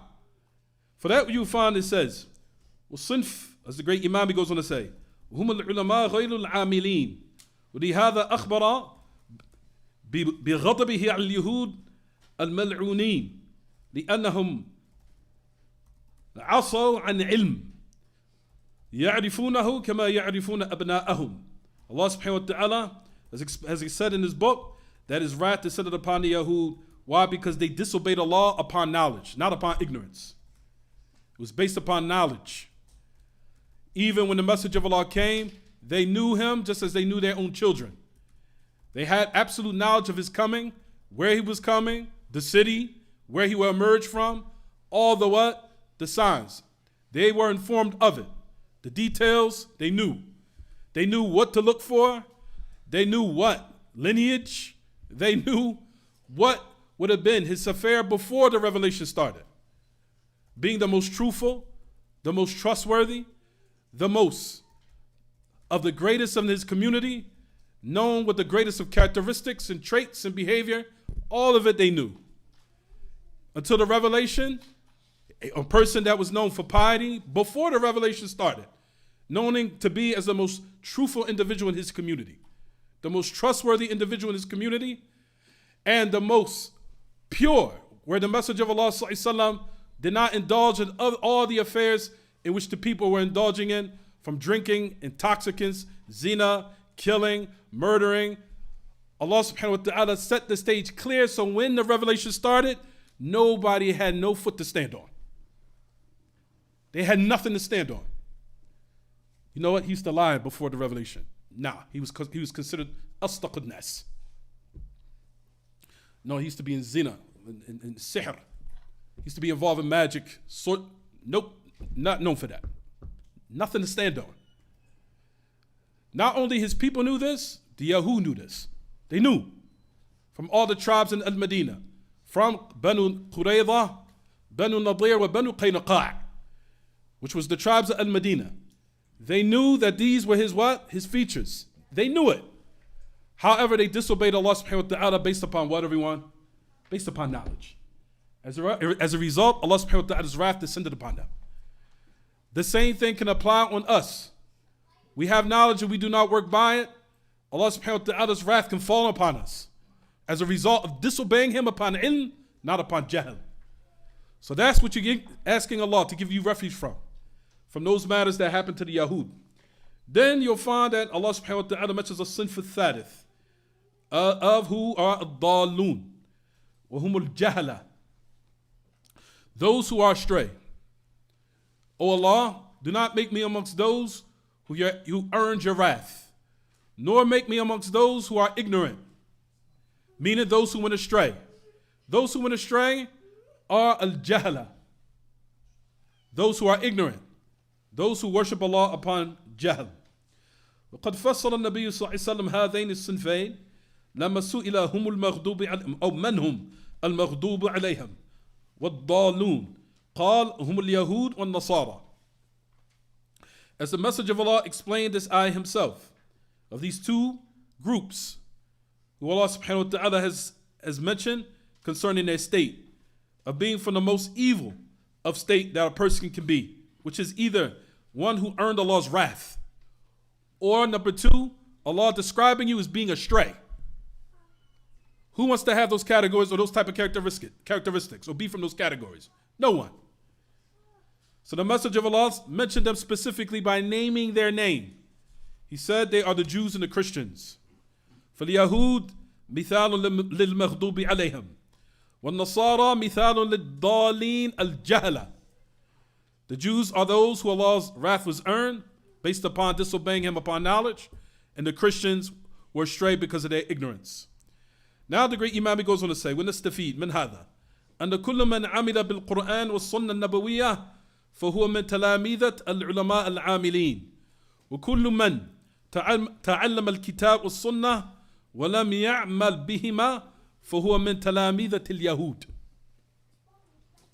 We benefit from this, that every person that works by the Quran and the prophetic Sunnah, that they are from the talamidhat al-ulama al-amilin. They are from the students of those scholars that were what? Applying what they knew, working by their knowledge. And that every individual that learns the book of Allah and the Sunnah and they do not work by it, they are from the students of the Jews. They are from the talamidhat al-yahud. Now listen to this. وَكُلُّ مَنْ أَعْرَضَ عَنِ الْقُرْآنِ وَالسُّنَّةِ فَهُوَ مِنْ تَلَامِذَةِ النَّصَارَى. And for everyone who turns away from the book of Allah and the Sunnah of the Prophet ﷺ, then they're from the students of the Nasara. فَمَعْنَاهُ, he says, أَنَّهُ شَبِيهٌ بِأُولَٰئِكَ. The meaning of it, however, here, he says that you resemble them. You resemble them. Because a person can either resemble those from the Salihin or they can resemble those from the Talihin by those two categories in which Allah has mentioned in the last part of the ayah, or in the last ayah. So, that affair is from Bab of what, everyone? Tarheeb. Tarheeb. What do we say tarheeb was? The punishment or the warnings that Allah gives. Do not be like these people. Or the same thing that happened to them can happen to you. Don't think that you're what? You've been saved from this affair that they fell into. If you resemble them, the same thing can happen. Those matters that we applied from the Quran, number one, the first category, which was 9. What was the first one? Halal. What is it? Tarheeb. Jayyid. Targheeb. Haram. Muhkam. What is the meaning of muhkam? What's the meaning of muhkam? واحد واحد. ها. تفضل. No, محكم. محكم. جيد. لا يقبل إلا معنى واحدا. محكم means that verse that doesn't accept except one meaning. For example, قل هو الله أحد. Right? طيب. متشابه. And what is the meaning of متشابه? That a person can, if they read the verse, it can necessitate more than one meaning. But it's clarified of the different meanings that are correct in either in the book of Allah or the Sunnah, the message of Allah, or the aqwal of the Sahaba. That those ayats are reverted back to, or they return back to where, everyone? To what is muhkam. Jayyid. If a person merely follows what is mutashabih, what does that mean? That's from the bab of what? Tarheeb. For example, how can you follow mutashabih? As Allah warned in this verse, He warned us with Al-Imran, right, everyone? فَأَمَّا الَّذِينَ فِي قُلُوبِهِمْ زَيْغٌ فَيَتَّبِعُونَ مَا تَشَابَهَ مِنْهُ ابْتِغَاءَ الْفِتْنَةِ وَابْتِغَاءَ تَأْوِيلِهِ وَمَا يَعْلَمُ تَأْوِيلَهُ إِلَّا اللَّهُ. Even though we were supposed to go on with the waqf and the wasl of the ayat, but we didn't get an opportunity to do it.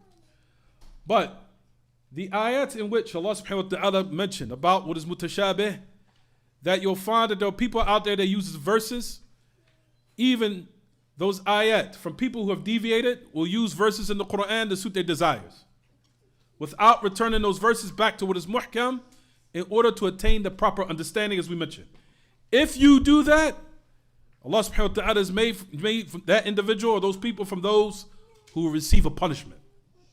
Is it clear, everyone? They receive a punishment. And all you have to do is just name all the deviant sects. Each and one of them have all used some verses in order to what? In order to establish some type of deviated or perverted ideology they believed in. You'll find that they use some verse in the book of Allah to justify it. Why?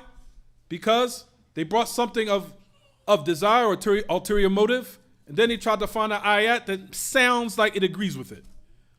Not realizing that if you study it and you put the verse back to what is muhkam in the proper meaning, in the proper context, you'll find that the ayat or the verse is against them. Is it clear, everyone? Fine. Next one. We mentioned. After mutashabih, Bashirun, Nadir. Bashir, I think everyone knows. Nadir, especially the ayahs, how many ayahs do we say? Inna alladhina amanu wa amilu salihati to the end of the ayat. As Bashir, glad tidings.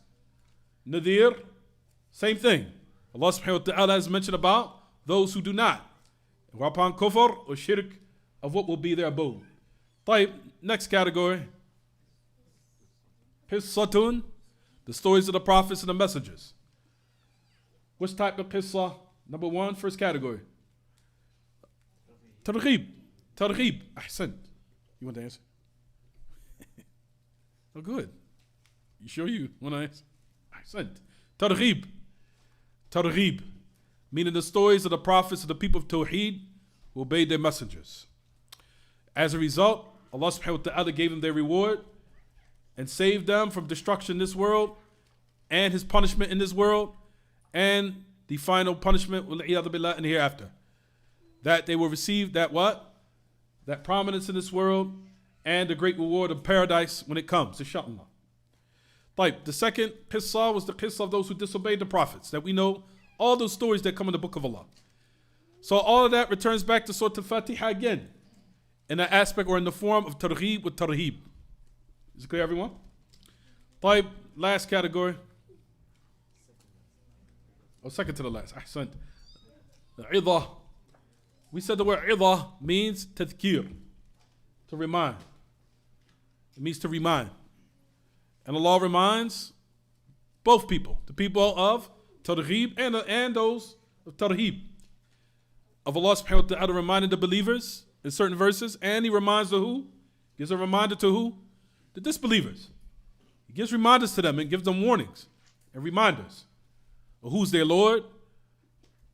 And if they was to make tawbah and return back to the truth, what Allah will forgive, if they embrace what is the haqq to the end of it. Taib. Last one. Mathal. That's easy. The example that Allah gives or sets for those who believe. And we gave the example of that in Surah what, everyone? Surah Ibrahim. What's the ayah? Alam tara kayfa daraba Allahu mathalan kalimatan tayyibah kashajaratin ish tayyibatin asluha thabit wa far'uha fi as-sama' tu'ti ukulaha kulla hinin bi'idhni rabbiha wa yadrib Allahu al-amthala lin-nas la'allahum yatadhakkarun. And the nas, what does it say in the second part of the ayah? وَمَثَلُ كَلِمَةٍ خَبِيثَةٍ كَشَجَرَةٍ إيش خَبِيثَةٍ اجْتُثَّتْ مِنْ فَوْقِ الْأَرْضِ مَا لَهَا مِنْ قَرَارٍ يُثَبِّتُ اللَّهُ الَّذِينَ آمَنُوا بِالْقَوْلِ الثَّابِتِ فِي الْحَيَاةِ الدُّنْيَا وفي الآخرة ويضل الله الظالمين ويفعل الله ما يشاء. Right? That ayah, Allah subhanahu wa ta'ala gives the clear example of a method of the believer and the who? And the disbeliever. So that shows all those affairs go back to Surah al-Fātiḥah in the form of what? Tawheed in the first, targhib and what? Tarhib. Jayyid.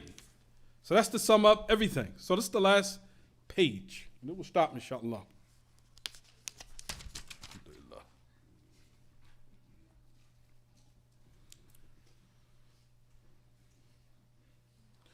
The great Imam, he goes on to say, and this will finish or conclude by that.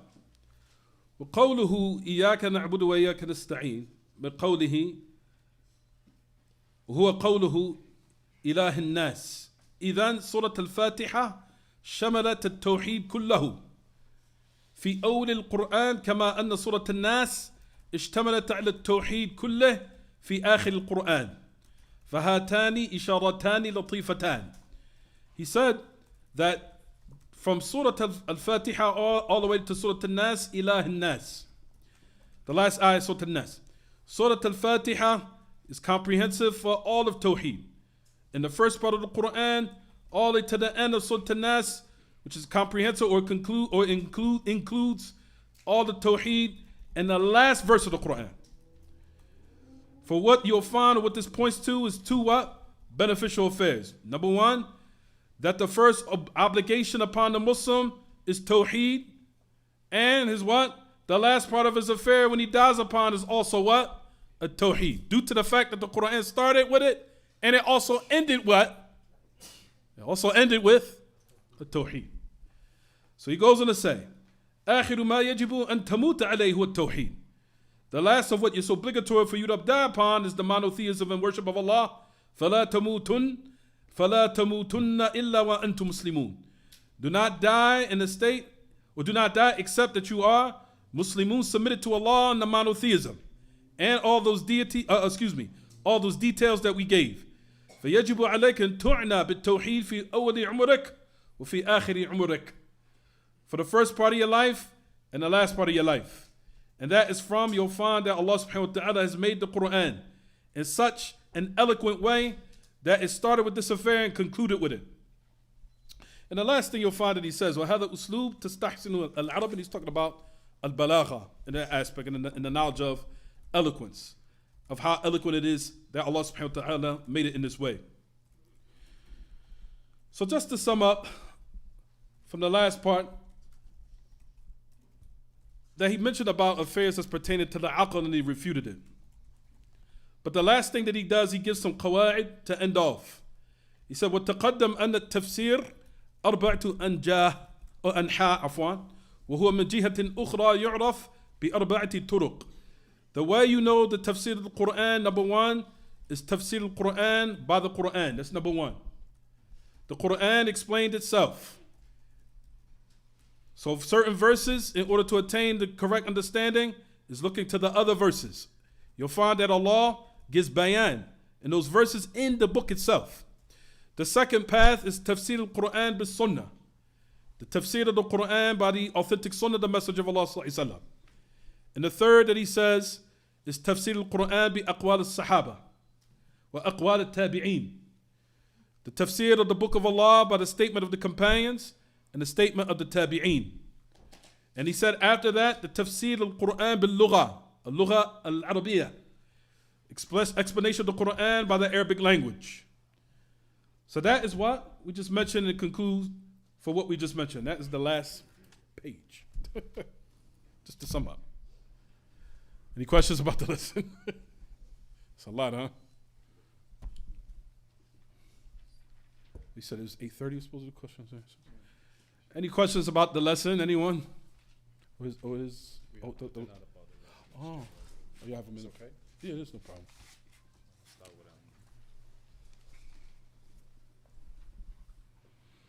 Today's broadcast yourself. What's broadcast yourself? That's It's a YouTube slogan.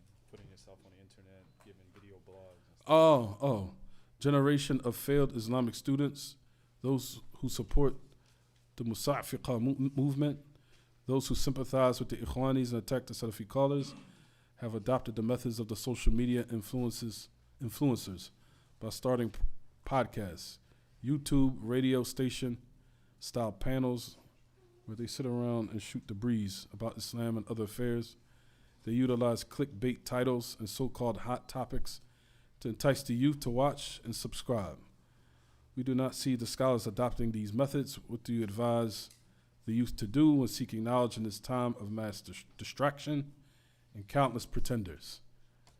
Thank you for putting me on the spot, right?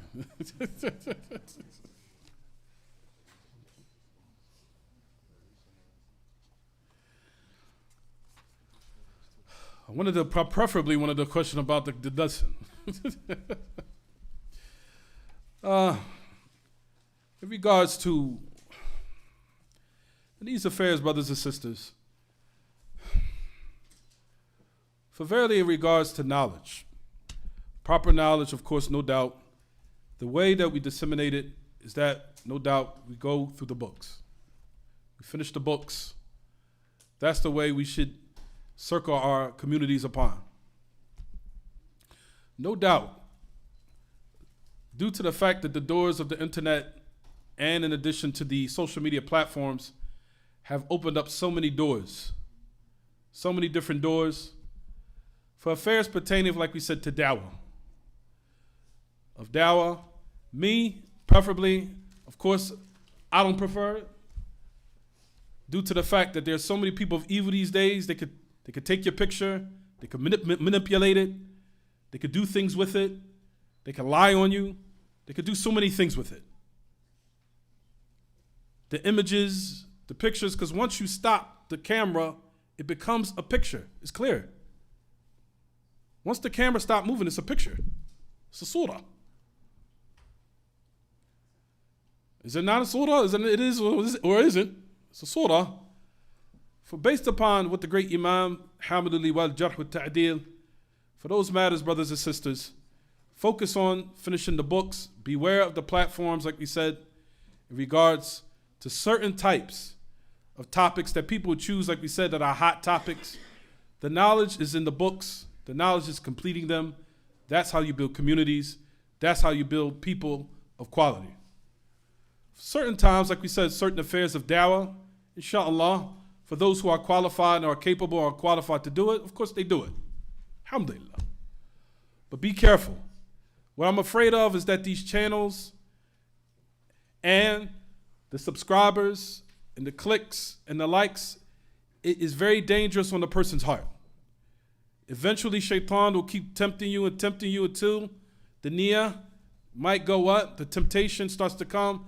Then we know, especially with the ikhwanis and the hizbis, where they now raise these people as if they're celebrities.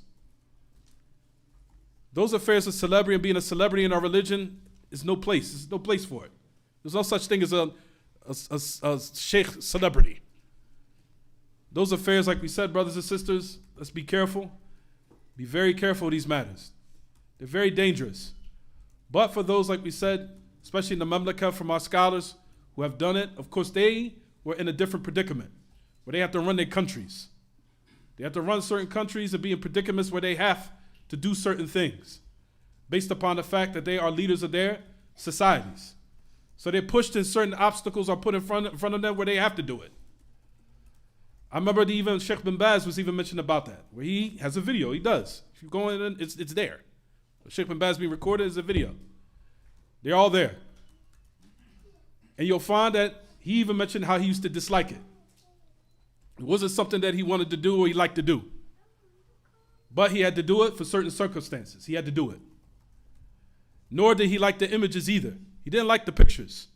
Sheikh Abdulaziz bin Baz did not like those taking images and pictures of him. He didn't. Just like I don't. I don't like people taking pictures of me. I don't like it.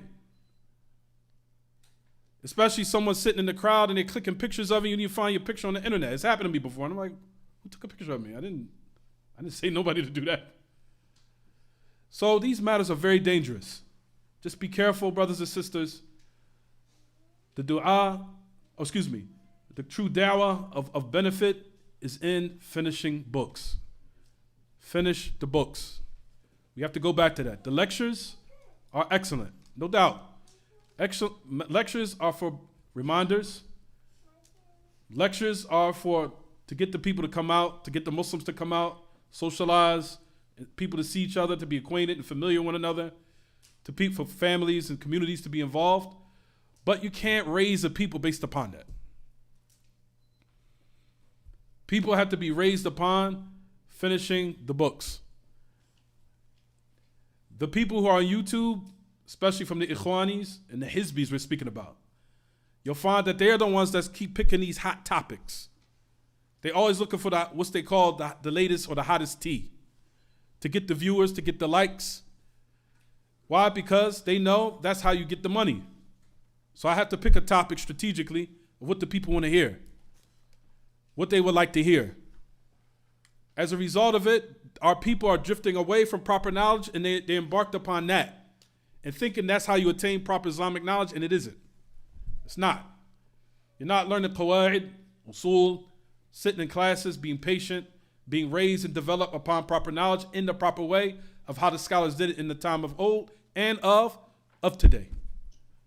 We abandoned that path. As a result, you find that the education level is going low. What happened now, everyone? Now we have to reteach books That's Surah al-Fātiḥah. We have to go back to fundamentals again now. So what happened? We went backwards. Now every community says the same thing. Everywhere we go now, you got to go backwards. You got to go with something basic. Why? Because of this. Every community is saying it. Philadelphia, same thing. You got to go back to fundamentals. Got to go back to something simple. Got to go back to Surah al-Fātiḥah. Got to go back to this. Got to go back. What happened? What happened, everyone? This is what happened. What the question said. This is what happened. And everyone is complaining about it. The UK, same thing. Everybody got to go back to fundamentals, basically. They have to come down. And in addition to the generation is switching over. So a lot of the youth, our children are growing up. So we have to cater to them. Even though I would find it suitable to try to bring a level where everybody's accommodated, basic classes and a little more advanced classes. But since the fact that the affairs have become so switched now, it's like majority of our classes now, we have to go backwards. That's the reason why I had to give a whole dodo on Surah al-Fātiḥah. So keep in mind, let's stay strong. Go back to the affairs of old, which is, of course, start with the minor affairs, which is pertaining to ilm al-nafi', which is of the books. It takes a certain type of person and patience to raise the people upon finishing books. A lot of people don't have it. The ulama of the past had it, where they could come to a class consistently and finish a book, and then another book, and then another book. That's a specific type of person can only do that. Now the people these days, from the Ikhwanis and the Hizbis, all they do is what? They want shuhra. They want what? Fame, prestige to the end of it. And we know hubb al-dhuhur, taqsim al-dhuhur. Wanting prestige will break your back eventually. So again, brothers and sisters, due to the fact that I know that the fitna has now, the doors have been open, with certain affairs and windows where some of our people of the truth have to do certain things in regards to now videos for dawah. Inshallah, there's no problem with it. Me, preferably, I don't do it. I can't. I don't like the images. I don't like the faces. That's just me. I don't like it. I feel uncomfortable with it. And nor do I want to be in a predicament where it feels like I'm a celebrity or a star. I don't like that feeling. At all. I don't like it. Especially as you get older in life, you know death is coming. Death is around the corner soon. You want to meet Allah and your chest is protected. Your heart's protected. And Allah knows best. This is an off-topic question. I don't know why I bring my glasses. Can my husband's married without letting the first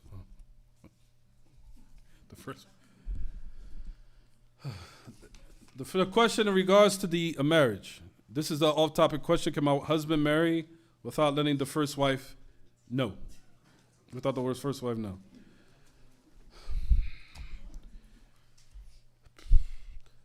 The also is, there is nothing in Kitab and Sunnah that a man, of course, has to seek his wife's permission. You'll never find it.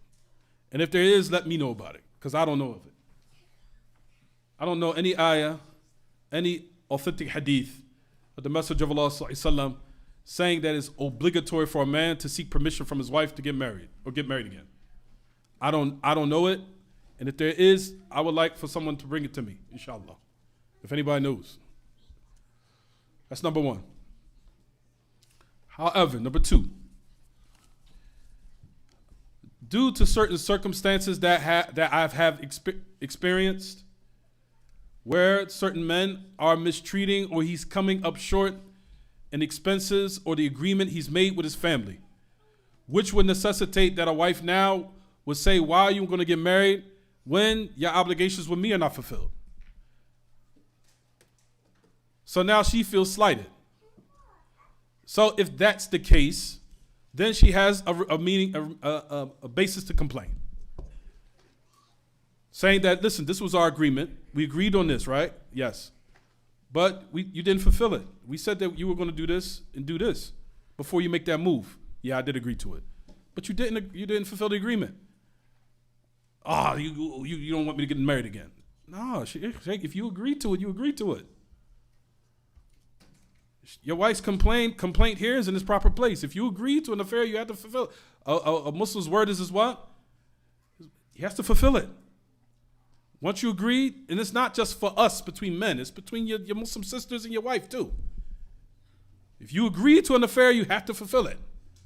We know from the Sifat al-Munafiqeen is what? وَإِذَا أَخْلَفَ what? وَإِذَا وَعَدَ إيش? أَخْلَف. If he promises, he takes it back, or he betrays his what? Promise, he doesn't fulfill it. That's a trait of hypocrisy. وَالْعِيَاذُ بِاللَّهِ. So nobody's saying that it's obligatory for you to seek permission from your wife if you want to get married again. By all means, we know that there's nothing as far as I know.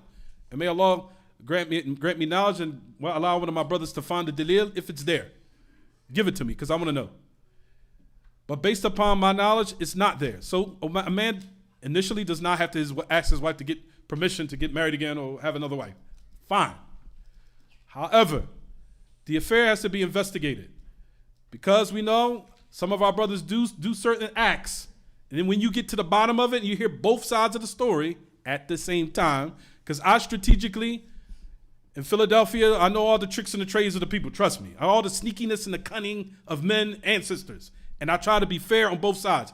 I do not just listen to the brother's side, take his word for it. I said I don't want to take nobody's side until I get both parties in front of me and I hear both of them.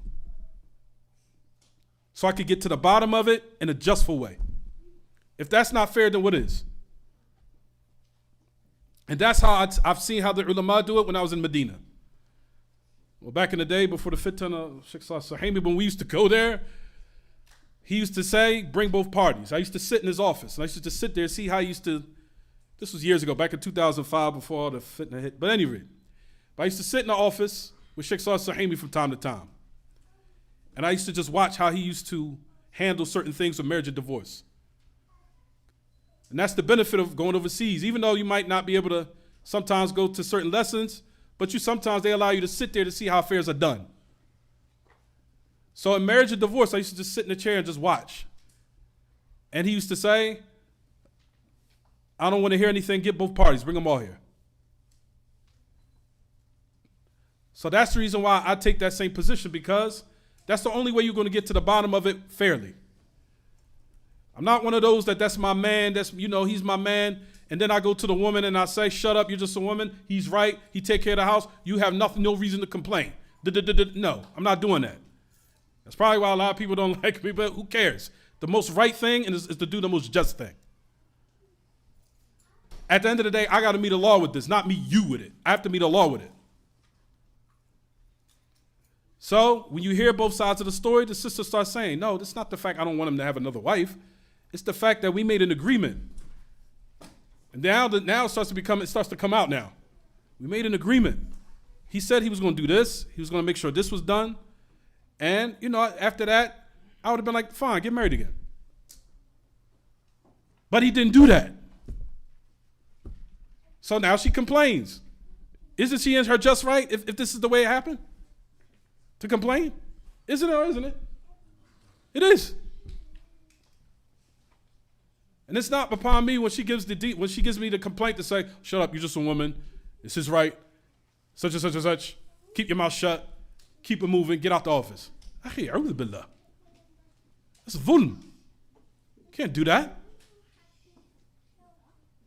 I have to meet Allah with this. What if I come on the day of resurrection, she comes and says her case and I aided your husband in making a oppression over that sister. Now she's a dhalima. Madhluma. She's being oppressed. I have to meet Allah with it. I could have aided and have that dhulm resolved, and I didn't. I aided the dhalim. I'm not doing that. So that's what I'm saying, everyone. In these affairs of marriage, technically, sister, your answer, he does not have to in its asl. Yes, he does not have to seek your permission, as far as I know. I don't know any dalil for that. But if you investigate the situation, if it is how I just said, where there was something that had taken place where he said something to you or he promised something to you and he didn't fulfill it, I would word it different by saying we agreed on something or something happened where he told me he was going to do this before he made that move and he didn't do it. As a result, I feel like he let me down. Do I have the right to complain? If that's the case, absolutely. And Allah knows best. Any other questions? Nothing about the lesson. Okay. Just to summarize it. Now, the question mentions, is it correct to say that Surah al-Fātiḥah can be divided into two parts? The first part, the praise of Allah, the second part, Ahsant. for the servant. Ahsant. I couldn't put that on the microphone. They said that the other affair, and I'm glad, alhamdulillah, you mentioned that. Excellent. Excellent question. Su'alun wajih. Excellent question. They said, can we also say about Surah al-Fātiḥah, alhamdulillah, about the lesson. Surah al-Fātiḥah breaks down into what will be for the ʿabd and what will be for Allah first and for the servant, based upon the hadith al-Qudsi and Muwatta. قسمت الصلاة بيني وبين العبد نصفين وللعبد ما سأل فإذا قال عبدي الحمد لله رب العالمين قال الله تعالى حمدني عبدي وإذا قال الرحمن الرحيم قال أثنى علي عبدي إذا قال مالك يوم الدين قال مجدني عبدي إياك نعبد وإياك نستعين قال الله تعالى هذا لعبدي وهذا بيني وبين عبدي ولعبدي ما سأل. فإذا قال, to the rest of the ayah, to the end of tarheeb, of giving refuge from not being from those groups that Allah mentioned, that they will be from the hellfire if they resemble them, asking Allah not to make you of them. He says, هذا لعبدي ولعبدي ما سأل. هذا لعبدي ولعبدي ما سأل. That Allah subhanahu wa ta'ala says al-Hadith al-Qudsi. Did anybody go back to the recording, Sheikh Muhammad Aman? About al-Hadith al-Qudsi? Go back to it. Al-Hadith al-Qudsi, but Allah subhanahu wa ta'ala says that I have broken the prayer down to two types. And the two types is between me and for my what? Servant, and for my servant what he asks for. And if my servant says, Alhamdulillahi Rabbil Alameen, Allah subhanahu wa ta'ala says, my servant has praised me. To the end of the ayah, where Allah subhanahu wa ta'ala says in the end of the Hadith al-Qudsi, he says that after he asks for those affairs, to either make you from Sirat al-Mustaqim and to give you refuge from those who went astray and those who Allah earned his wrath, Allah subhanahu wa ta'ala says, this is for my servant, and my servant will have what he asks for. Meaning that Allah subhanahu wa ta'ala in that ayah, from the benefits of Surah al-Fātiḥah, is Allah is teaching us how to make proper dua to him. So if you wanted to know how to properly ask Allah in supplications, and you want your dua to be answered, then make this type of praise of Allah similar to how it was exactly in Surah al-Fātiḥah. So Allah subhanahu wa ta'ala at the same time is teaching you adab al-du'a, the proper mannerism of dua if you want your supplication answered in light of the verses in Surah al-Fātiḥah.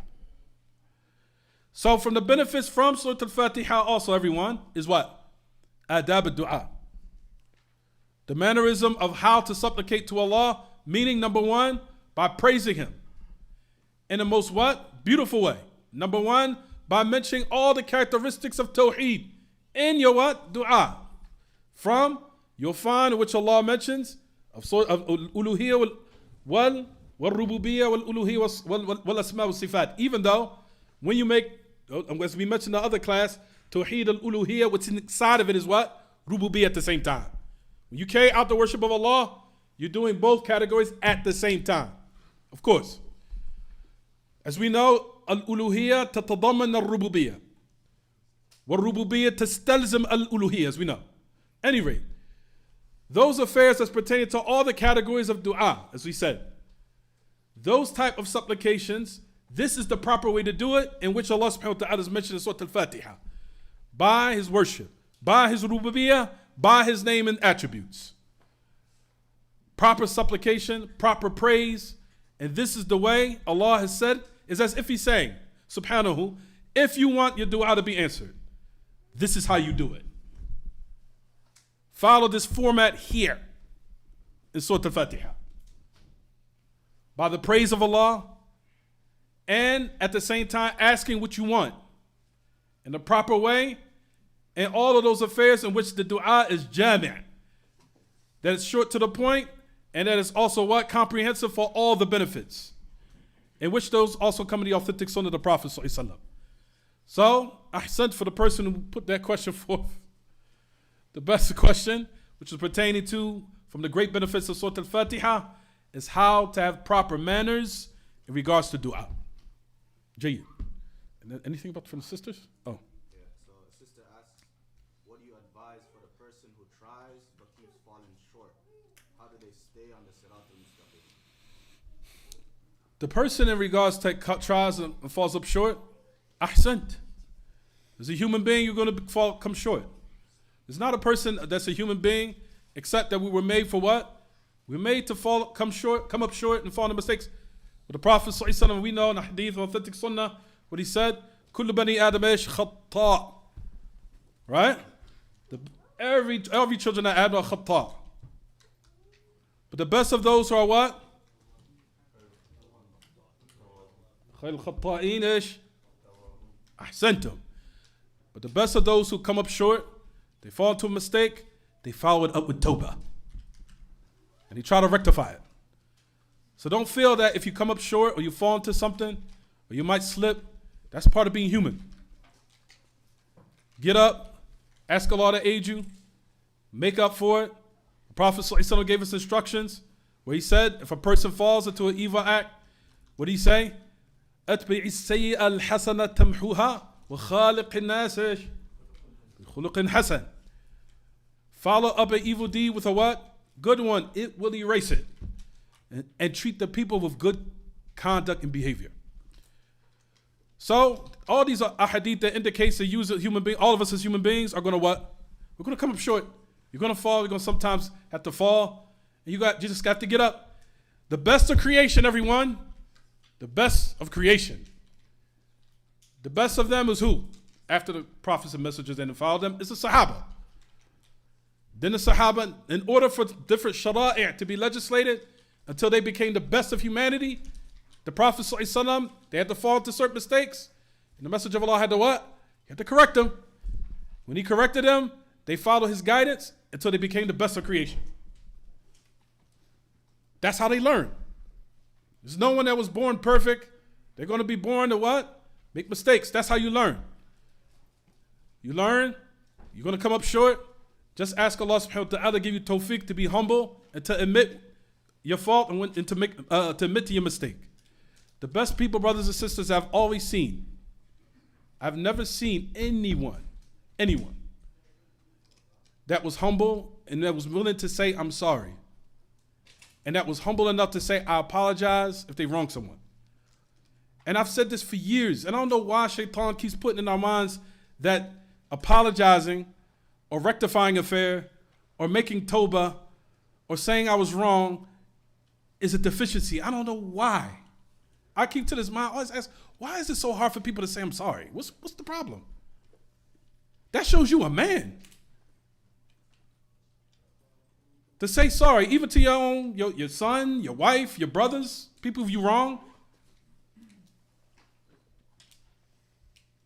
Saying sorry it shows sign of manhood and bravery, even for women. Shows you're brave. Not apologizing shows you're weak. That shows weakness. That shows you're a coward. And I don't understand why Shaitan in our minds that every time and every place, no matter how much we say this, people still don't do it. When they still wrong, they still want to, I ain't saying it. I know I'm wrong, but I ain't saying it. No matter what, they can't say it. Why? Why don't you say it? I just can't. Why? Allah's going to raise you. You're waiting for Allah to raise you in degrees? Humbly apologize. How many people have you seen over the years have humbly showed and displayed them retracting, apologizing, trying to rectify what they fell into, of who they oppressed or however? How many people we see Allah humiliate? No, Allah raised them higher and higher. Right or wrong? Hadith of Abu Hurairah radiallahu anhu, Tirmidhi. The Prophet ﷺ said, hadith where we know, ما نقص صدقة من مال وما زاد الله العبد بعفو إلا عزا وما تواضع أحد لله إلا رفعه الله. Hadith al-Tirmidhi, Hadith Abu Hurairah, Hadith al-Tirmidhi. Prophet ﷺ said that your wealth will never be decreased by sadaqah. Meaning for Allah, Allah will increase it. The opposite, what you think, is the opposite. Meaning, you think your wealth is going to be decreased by giving it for Allah, rather Allah is going to what? Increase it. The total opposite. Everything your shaitan is decorated, Allah is going to do the whole total opposite thing. Now listen, all these three things are opposites. And there's not a servant that apologizes. Listen, everyone. There's not a servant that apologizes. وَمَا زَادَ اللَّهُ الْعَبْدَ بِعَفْوٍ إِلَّا عِزًّا. Allah is not going to what? Increase the servant by pardoning and forgiving people. That's another thing that we need to teach those who have been oppressed. Brothers and sisters, if a person comes and apologizes, take it. Take it. And you know what's another thing that's wrong with us? When we don't, we're not only just saying I forgive you, but treating them accordingly. If they come and apologize, accept it. Don't say, no, I'm not taking that. I'm not accepting it from you until I die. I'm taking it to the grave. That's not permissible. It's not from Islam. It's Jahiliyyah. So Allah subhanahu wa ta'ala will never increase a person by pardoning, overlooking, forgiving, except in nobility and honor. How many people that's samuh and forgiven? We're not talking about forgiving for bid'ah. I'm not talking about that. That's something different. We're talking about people that might have oppressed you, things of that nature. Those affairs that Allah subhanahu wa ta'ala, if He makes you a person that forgives, notice the Prophet said He will increase you in nobility and honor. He'll raise you in degrees. To the point, it says the last part of the hadith, there's no one that is humble for Allah except Allah subhanahu wa ta'ala will raise him. Humbleness necessitates that you have to say, I'm sorry. Arrogance, brothers and sisters, is unacceptable in our religion. To the Prophet ﷺ warned us that our Adam's weight of what arrogance is unacceptable in our hearts. Our Adam's weight. How do you think we're supposed to be acting if we're not supposed to have our Adam's weight of kibr in our heart? How do you think we're supposed to conduct? I'm asking. Oh, I ain't saying nothing. I'm not apologizing ever. Whoa, hey.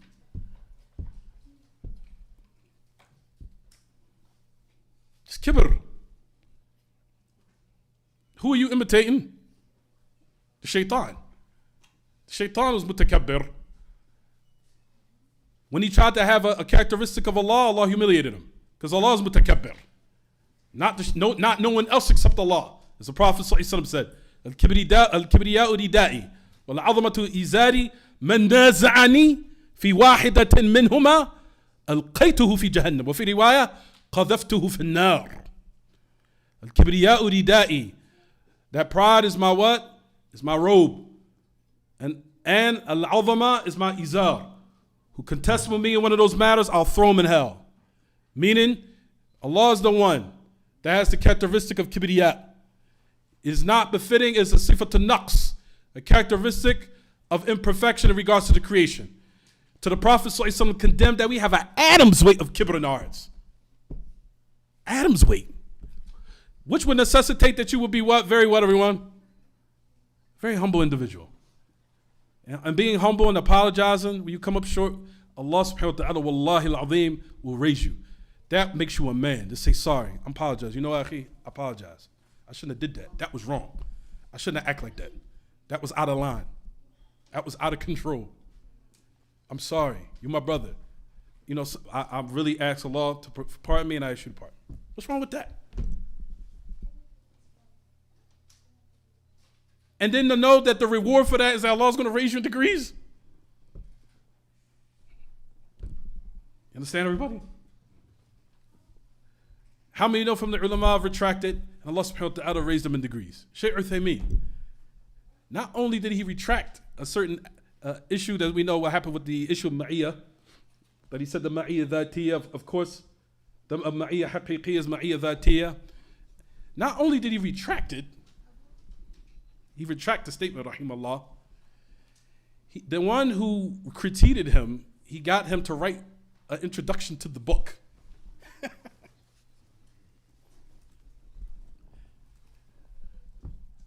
If that's not tawadu', what's tawadu'?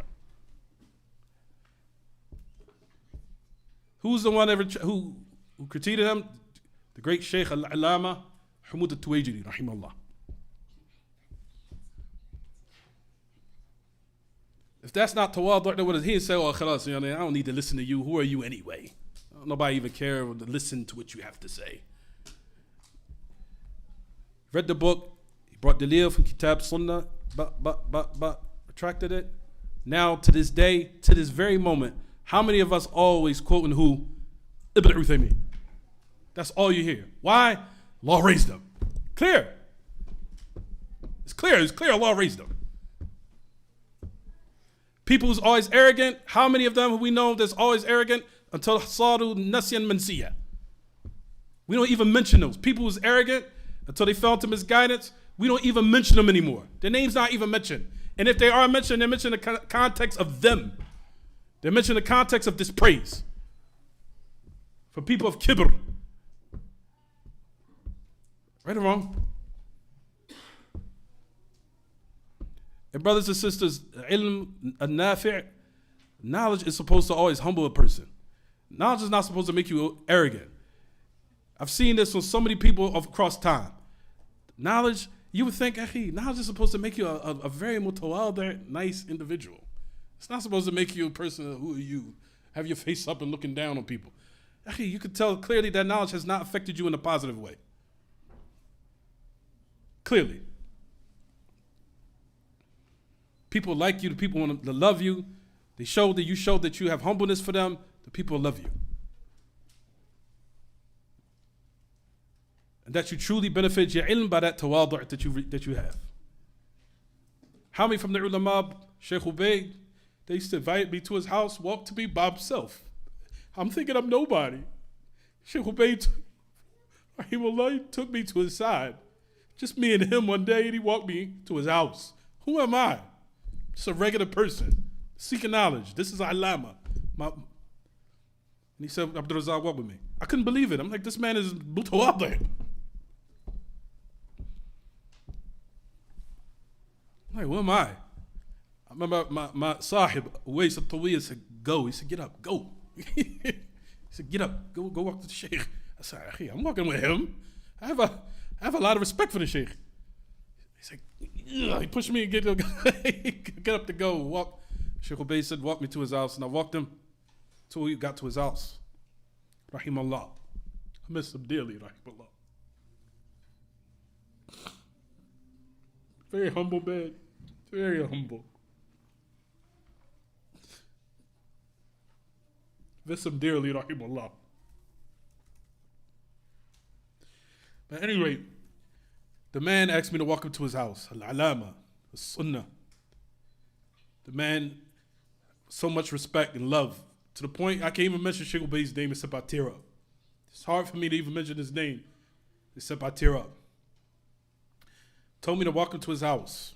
I'm no one. Just somebody from America, from Philadelphia, really. Took some time. I guess Sheikh Ubaid, he seen something in me that I didn't see in myself at all. To know that you can come from the most craziest of places and be able to be somebody that be able to benefit the people. And take you on his wing and bring you to his house and walk alone with the great al-Alama, rahimahullah. Miss him dearly, rahimahullah.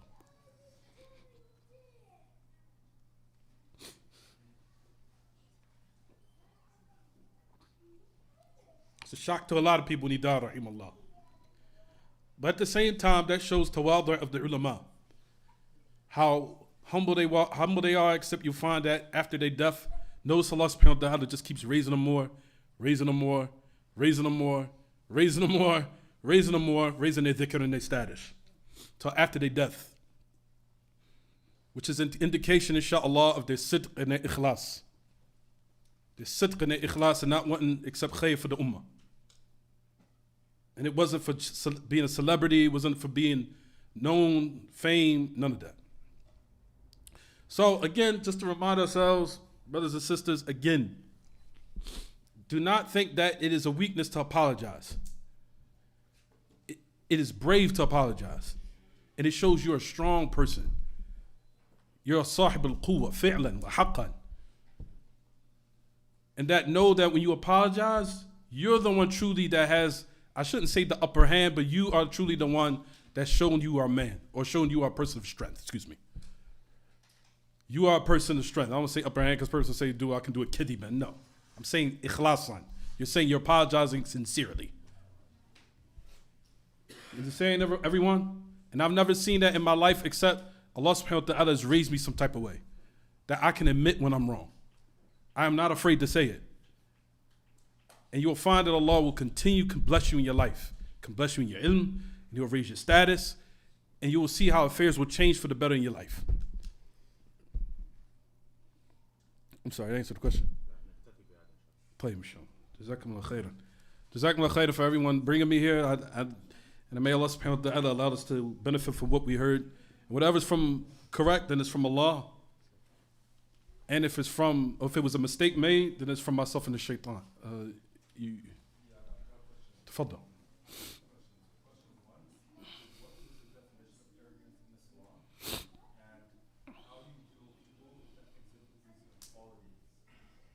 Jayyid.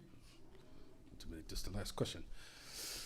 The best definition of arrogance is in light what the Messenger of Allah sallallahu alaihi wasallam mentioned.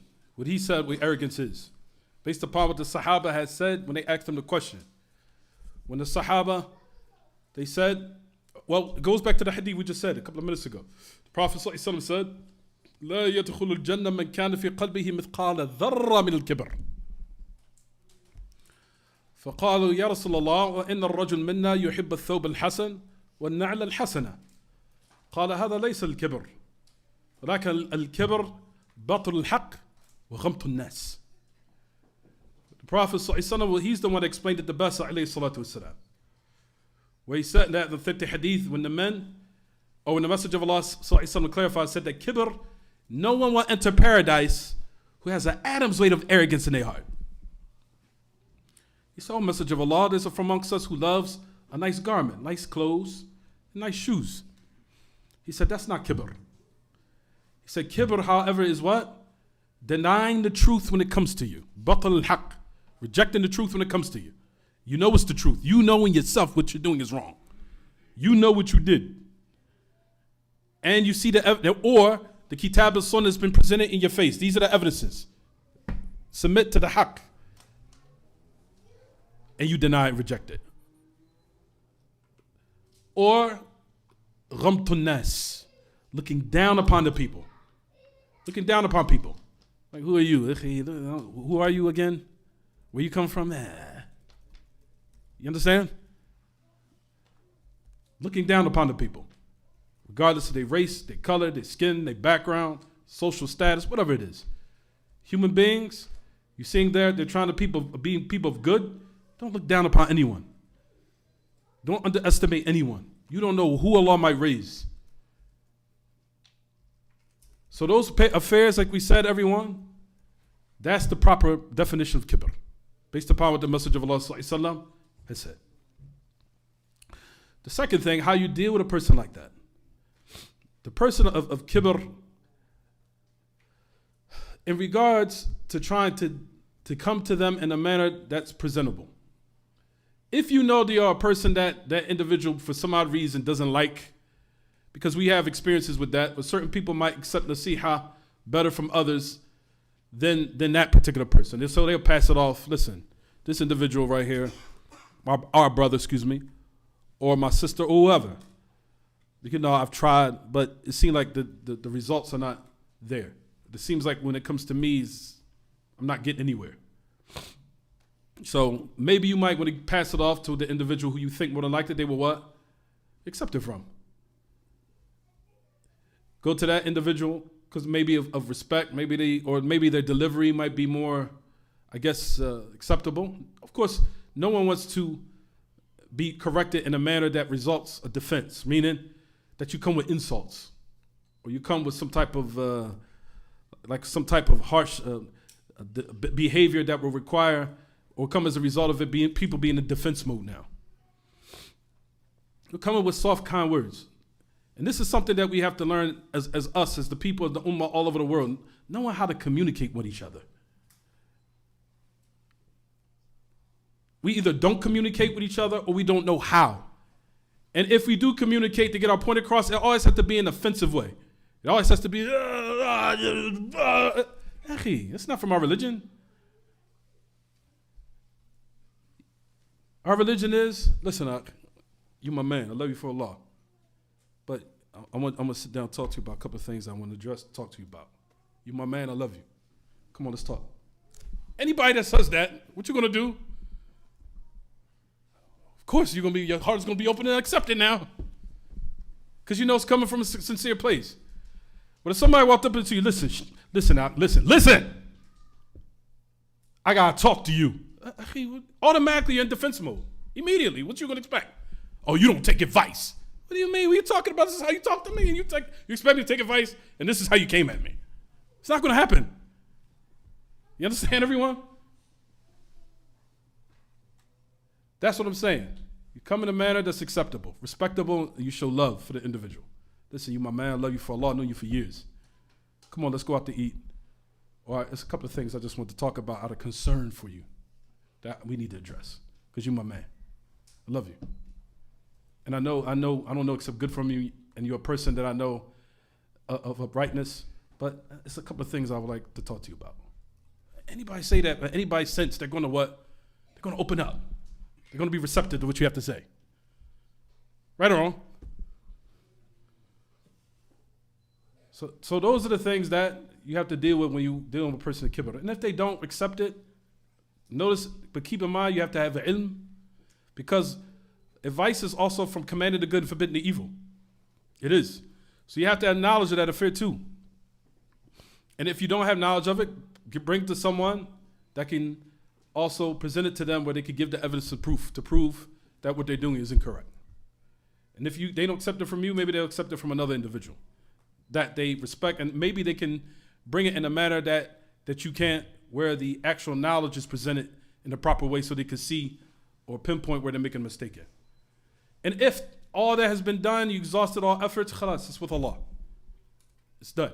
But you did what you were supposed to do by giving your advice for every Muslim. Is it clear? We'll stop here, inshallah. Sallallahu alaihi wa baraka ala nabiyyina Muhammad wa ala alihi wa sahbihi. سبحانك اللهم وبحمدك اشهد ان لا اله الا انت استغفرك واتوب اليك. Jazakumullah khairan wa barakallahu feekum. Inshallah, this marks the end of our dawrah on Surah al-Fātiḥah with our Shaykh and our teacher and our beloved Ustad, Shaykh Ḥamzah al-Razzāq. Alhamdulillah, the Messenger of Allah sallallahu alaihi wasallam, he said, whoever does not thank the people has not thanked Allah. So we thank him firstly and foremostly. And we thank the organizers of this, those who hosted as well, the meals, and those who aided in this dawrah. And we thank those who attended as well, barakallahu feekum, and our travelers. And we give them the glad tidings of the hadith of Abi Darda and Tirmidhi, that whoever embarks upon a path seeking knowledge, then Allah tabaraka wa ta'ala will make easy for them a path to paradise. And inshallah ta'ala, the journey does not end, as we know, and there will be more dawrat, there will be lessons inshallah that we continue. And we ask the brothers to forgive us for our shortcomings. Ameen. And Allah Ta'ala knows best. Jazakumullah khairan.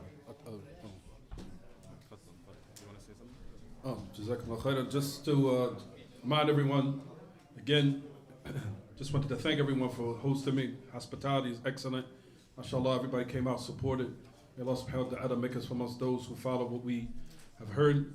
Make us amongst those يتبعون ما إيش